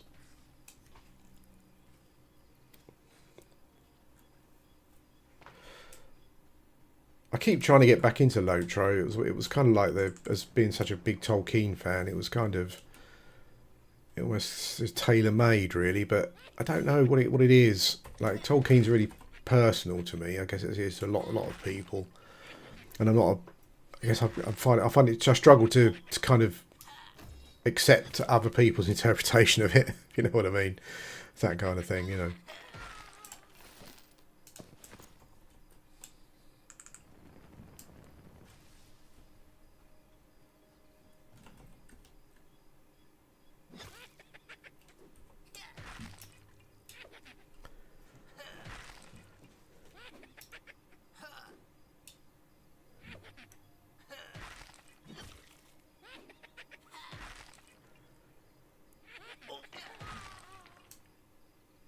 Yeah, definitely. Yeah.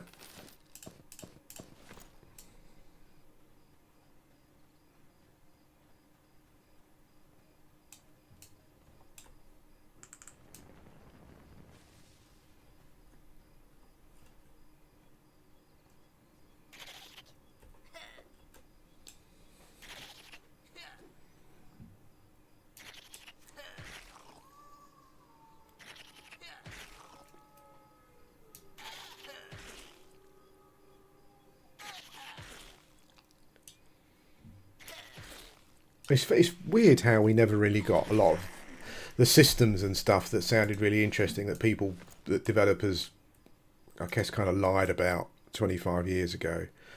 I always remember listening to the old phony Richard Garriott talking about,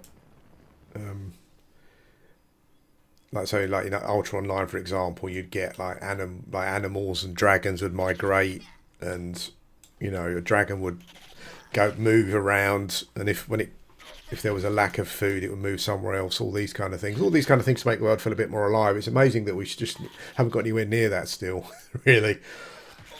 Like 25 years later, even in single player games, really, everything all still seems designed as opposed to organic.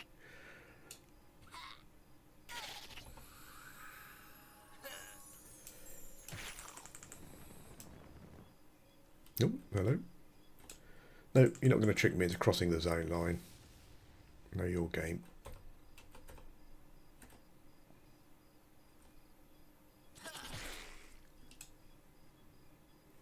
I don't know. Liz was saying earlier that there was a load of people playing last night, but yeah, it kind of feels pretty dead at the moment.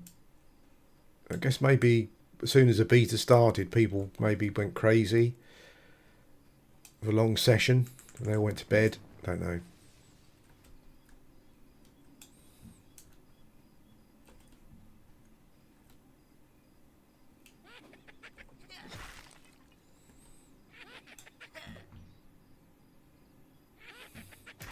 Yeah, but it's funny, isn't it? How like mechanically we haven't really gone anywhere in 25 years. It's like I don't know if AI will be able to take up that slack. I don't know, but yeah, some of the stuff that was spoken about when MMOs first became a thing about things you could do, we just haven't. It feels like we've all gone backwards.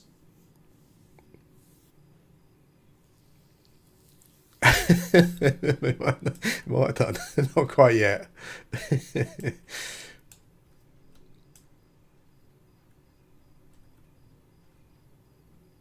But I always feel that when I play single player games as well. Like I play an open world game and you've got buildings you can't go into and stuff like that. I'm just like, oh, we're still at that point where you can't interact with everything. You know, it's like I know it was like sprite based and a different perspective, but like the lack of detail we have now in comparison to Ultra Online gave us 25 years, well, 27 years ago now, probably roughly.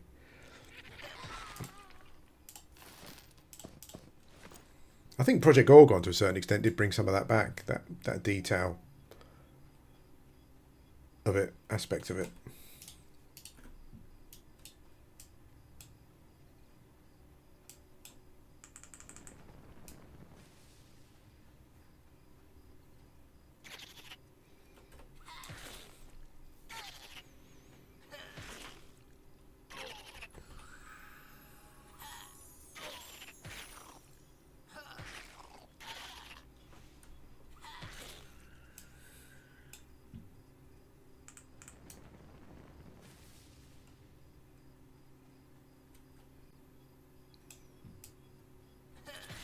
Oh, bugger.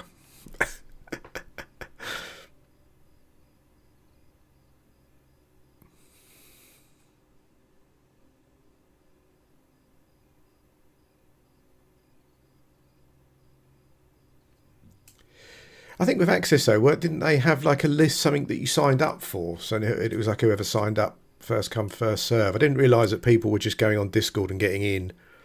I thought there was like a list of like 12,000 people or something who had signed up and they were letting them in, kind of thing.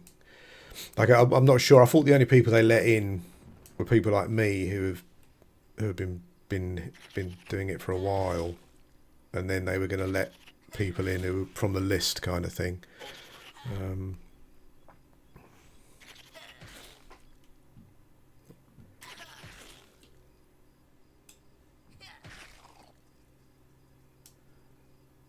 Okay, so it's a raffle. So it's basically they're randomly choosing people that have signed up. Okay, I mean, yeah.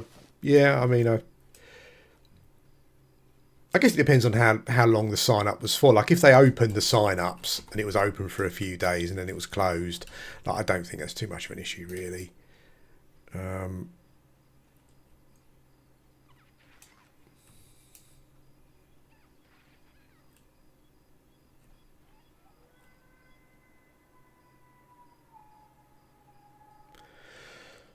um, hmm.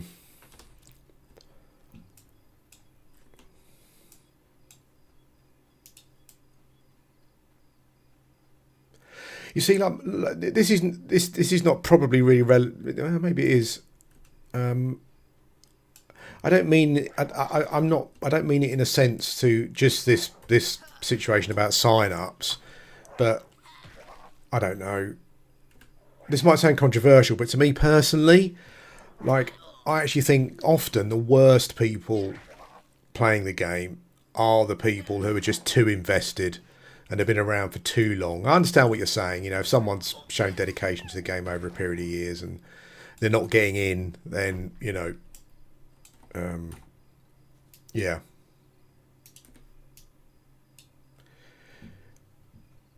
That wasn't necessarily the case before. Like what I noticed as someone who's was testing from quite early on is that they did. I did see people start to be like when they had a thing where they let a few people in. It did seem to be people who were active on Discord. But that was just back then when they were just like, you know, selecting some people to play. I need to go and get my new spells, I suppose. Try and find somewhere to sell my stuff.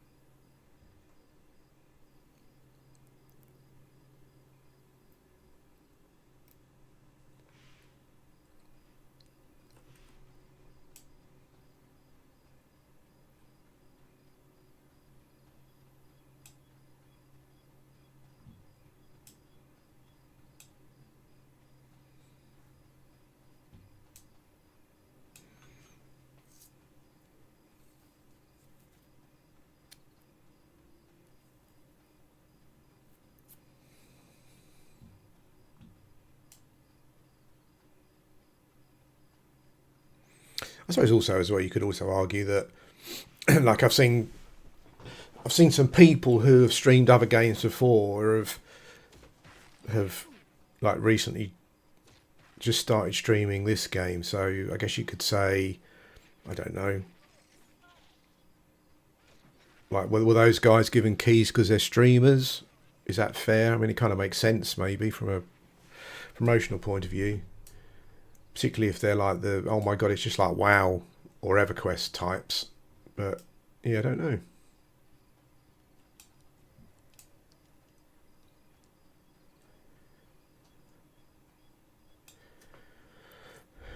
You know, honestly, mate, I don't know. Like if someone was in that situation, then they're a bit pissed off. I can understand it, but.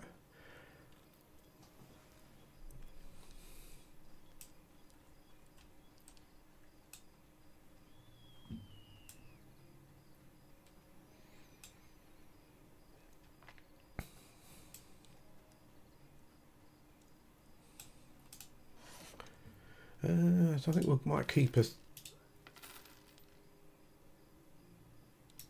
I think we might keep a spear, maybe.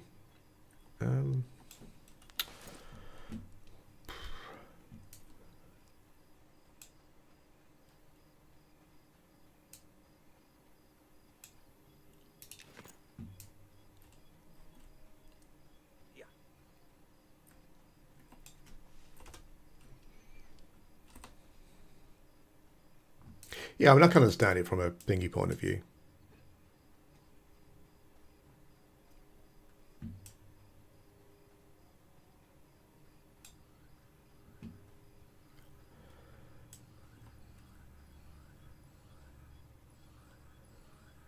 Yeah.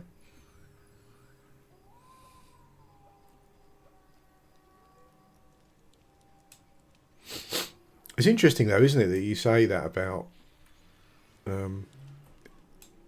something that I've kind of been thinking about for years now since I've been playing these games is we never used to get burnt out, I guess, but now people are kind of worried about getting burnt out. And I guess it's just a completely different situation for most of us, I guess. We're a completely different age and different. I think I need to keep the legs for a quest, but I don't know if I can be asked really to. Have I got any? I've got one. Loads of that stuff. I need that for a quest. Need those for a quest.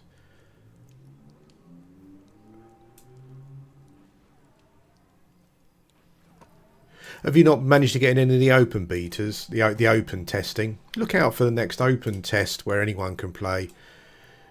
You can faff about with the classes. Then probably doesn't help much, but I think you can. I think you can log into the game and use the character creator, but you can't actually log into the game unless you've got a pass.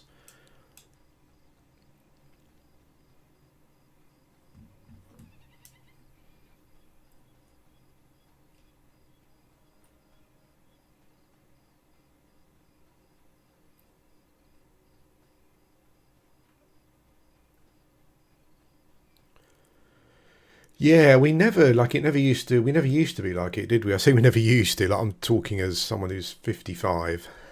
When I was like, I was like 20. I was 27 or 28 when I first played Ultra Online. So I'm just assuming everyone's my age. I'm sure they're not, but.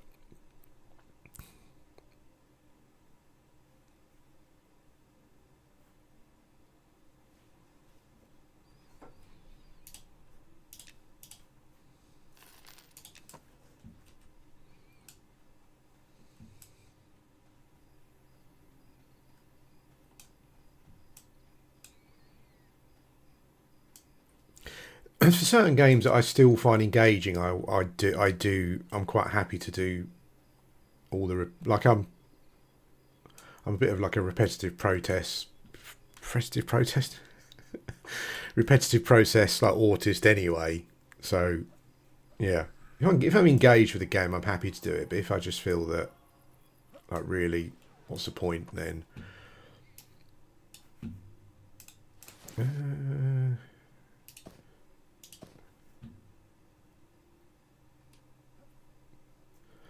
Oh yeah, mate. So from the same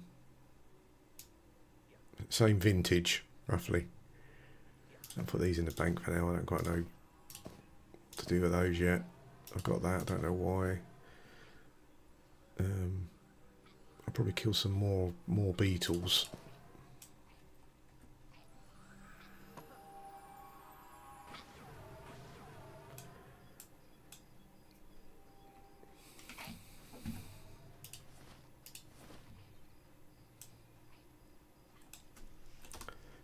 Oops. I keep pressing my hotkey to run from a different game, and then it doesn't start running. I'm like, oh, I have to remember what the game is.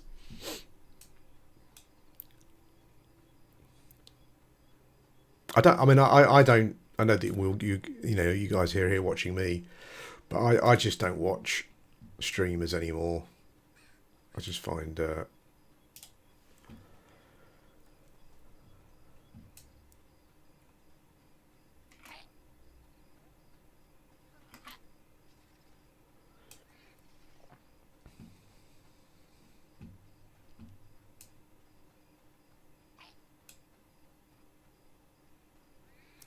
I just find it's just that I just can't do with the stuff.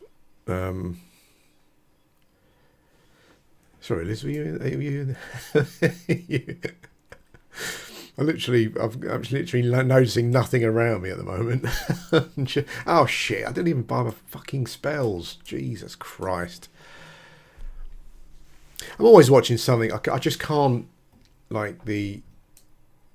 I can't bear the I can't bear what you have to do to. I don't know. It's a bit like watching an advert now. I'm heading to. I've got to buy my spells, so I'm just going all the way back.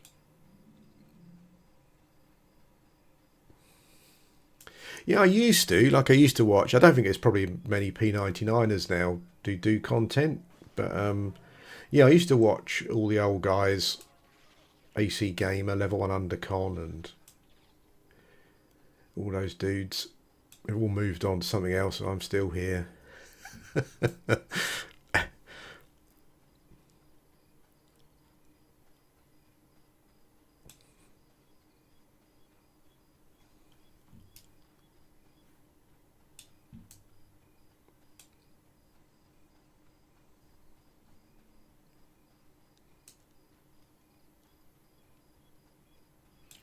I think like my cynical funny bone has become. I think it just naturally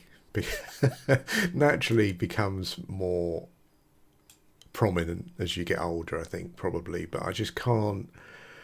Like, I just got fed up with watching content creators like move from one MMO to the next, saying, "Oh, it's the next EverQuest. This is great. I love it. Ooh, you know," and then just drop it and then move on to the next one and just say the same thing. Oh, this is the next EverQuest. Oh, I love it. Oh, you know, and then just drop it and move on to the. Like, there's no critique. Like, there's no mechanical chat. There's no talk about gameplay mechanics or whatever. It's just, oh, this game's just like EverQuest with a stupid smiley face on their thumbnail. I just couldn't do it anymore. Just couldn't do it. I was eating too many chocolate biscuits just to cheer myself up after watching them. Emma's Adrift was the real. Poor Emma's Adrift. I kind of feel like I'm really hard on it, but it was the real, from a content creator point of view, it was a real game that really just, I didn't want to do content anymore. It was that game. I watched, I'm not going to mention any names, but I watched someone who did a live chat with the developers, and there were people from their audience are asking questions and stuff, and the developer wouldn't answer the questions, or they were giving answers that weren't, you know, satisfactory. And this streamer just sat there nodding like a nodding dog. And I thought, if that's where we are, that's it. I'm done. I just can't be doing it anymore.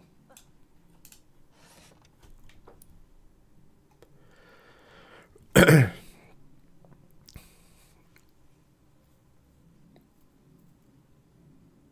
think, but they don't even feel as though they can like analyze the game in any way. What I have a problem with is like there's no analysis. Like even I don't know. I'm not going to mention any names, but even if you pick the like if you pick who are the, obviously we're all small. Well, you know, I'm small, but we're all relatively small in the MMO market. But even if you pick like the well-known ones, like their videos don't offer any analysis on gameplay mechanics or anything. It's just it's all feels. It's all like, oh, you know, oh, is that a Deathclaw? Oh, look at that suit. Oh, look at that outfit. It's the same. I remember that from the game. You know, that's all it is. There's no. That's what I just couldn't stop watching. I had to stop watching them. There's no analysis of the game itself. It's just, I'm not going to say anything because the devs will stop talking to me. So I'm not going to say anything. You know, I'm literally not going to say anything. It's just going to be, oh, this is like EverQuest, and that's it. That's kind of all you get. It's just, oh God. You know, have some bollocks, for fuck's sake.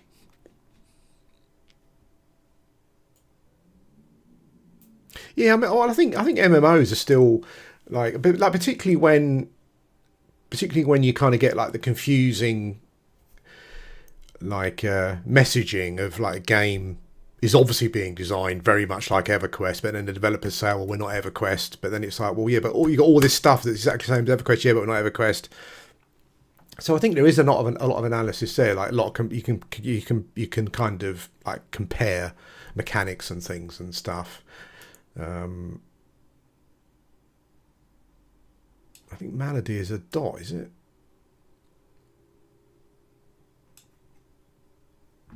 Yeah. Howling Cold, is that a nuke? Yeah. Oh, we'll buy the nuke, I suppose. I can only afford a couple of spells. Probably.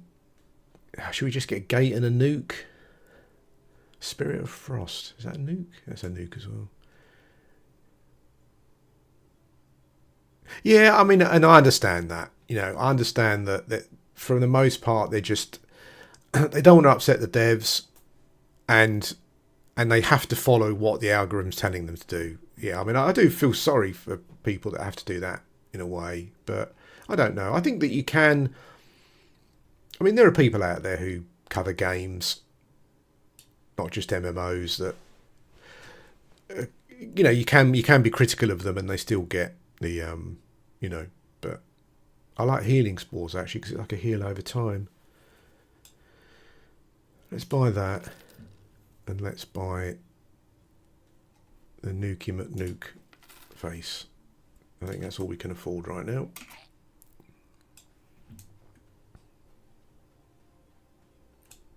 And the thing is like you know, like being completely honest, like they're not wrong. You know, I've experienced it as well. You know, like you as a content creator, I've had quite a few like messages from people before who make MMOs and stuff. You know, and I watch your videos, I like your channel. You know, I'm kind of looking forward to see what you think about the game and all that kind of stuff. And the moment you give too much pushback, forget it. They just not interested anymore.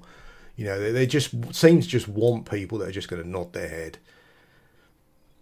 When I say like pushback, I mean like real pushback, like not sort of not a suggestion on Discord. I mean actually pushing back against mechanics. You know,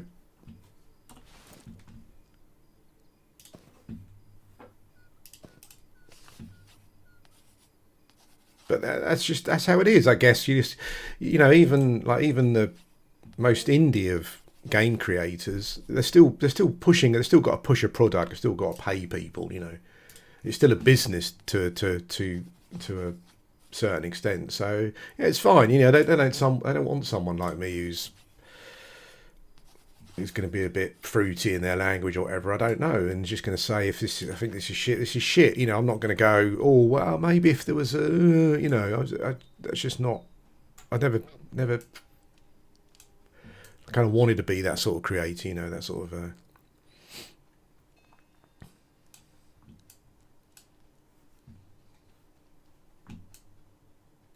But yes, like what you said before was right. You know, it's like if someone's come into this as a someone who wants to try to do it as a living, then yeah, you've got to conform to what the algorithm is telling you to do. You know, and if that means taking silly photographs of yourself, even if you're embarrassed by it, you've got to do it. You know, that's just how it is.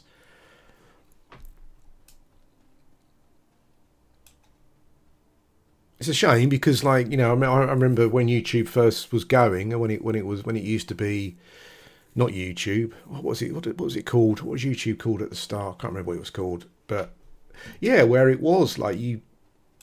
Yeah, I mean, I'm sure a lot of the stuff that was on there wouldn't be acceptable to the modern audience now, but it really was. It was an organic platform where you didn't have to follow any rules or algorithms or whatever. You know, it was a real proper thing, just for creators, just for average people, dudesses, whatever.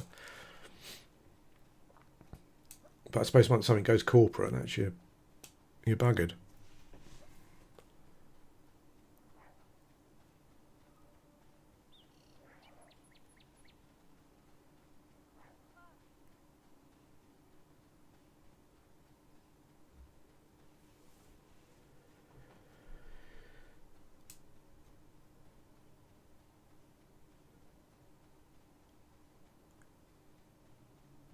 I can't remember what game it was, but I saw it. I saw it with a not an MMO, but like an indie game as well recently, where there was some sort of controversy about whatever. But I think that like as players, we kind of get this nostalgia thing in our heads where because it's an indie developer, because they're calling themselves an indie developer, and because they're on stream and they're talking to us, and I can type a question in and they talk to us back, and you know, and they answer the question and they seem reasonable, and it feels like they're listening to my feedback. You know, I think we kind of get into this kind of loop of thinking that, oh, they're just like us, you know, and they just want the same as we do, etc., etc. I'm not saying that they don't, but ultimately, you know, it is a business, and I think there is a certain amount of like sleight of hand with that kind of thing. Um,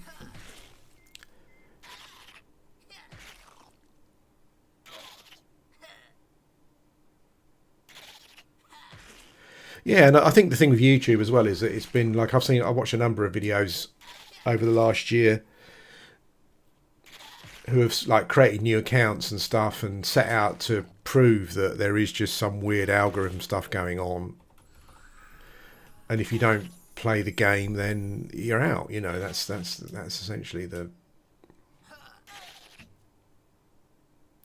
although it's difficult because it's kind of like, particularly like at now where the internet is such a thing.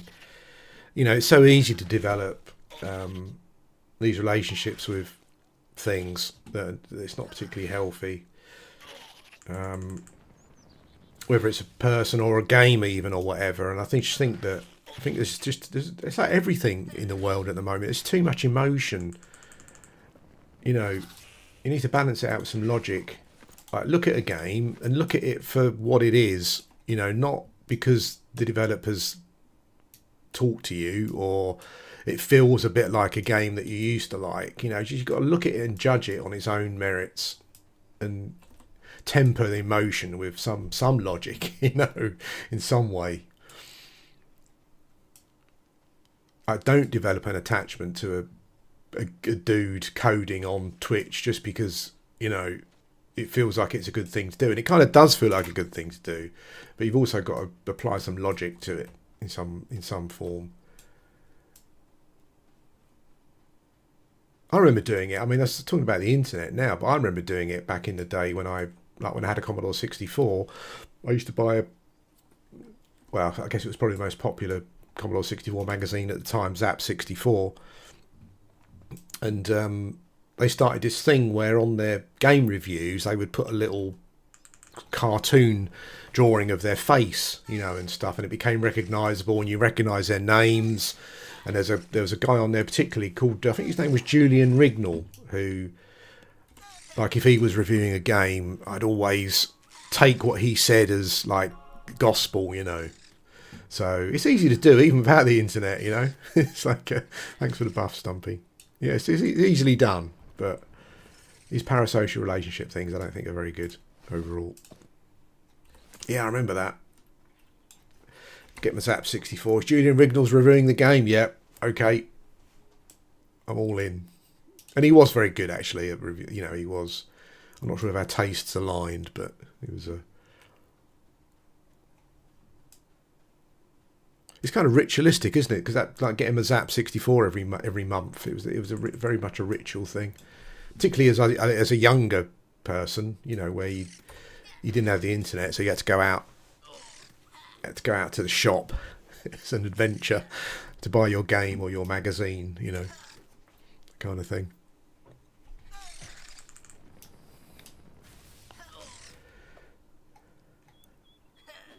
I haven't used any of my new spells yet. Let's chuck on a healing spore just for the sake of it.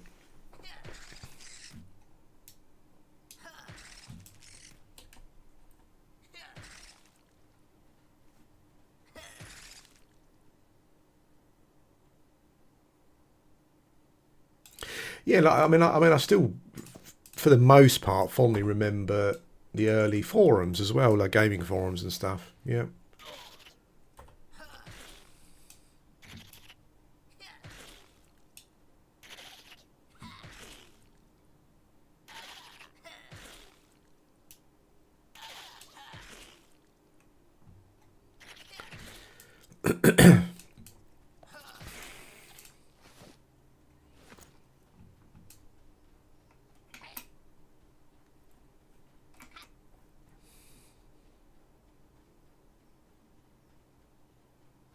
Yeah, the Amiga is my. I mean, the PC obviously is and I've used a PC now for,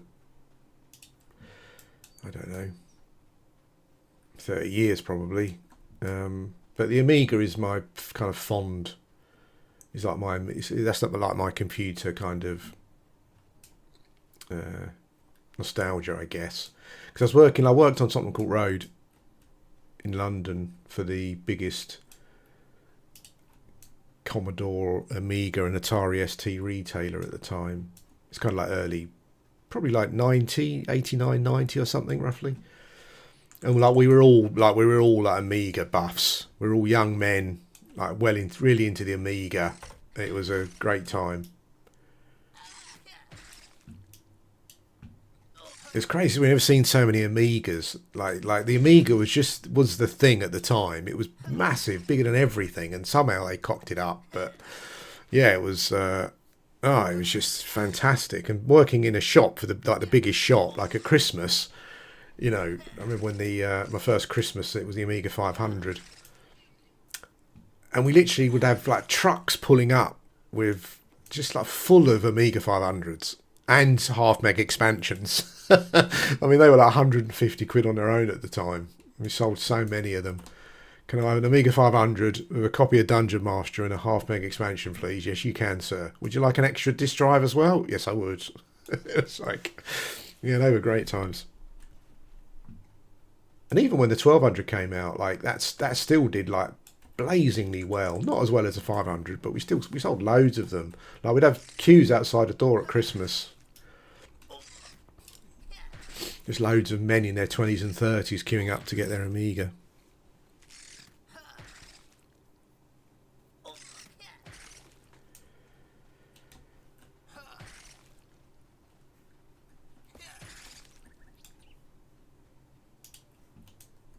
I used to do that parasocial thing back in the day with like musicians and stuff.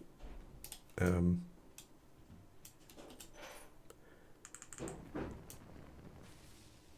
then the internet became popular, and you listen to them in interviews, and you realise that even though you love their music, they're all twats, essentially. Yeah.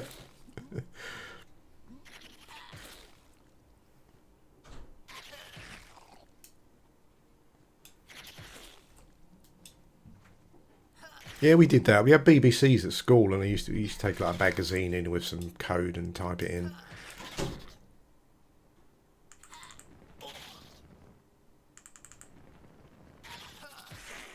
Used to get magazines with like whole games on as well, but like typing them in and then having to they don't work, and you have to try and find out if you missed out a comma or something, whatever.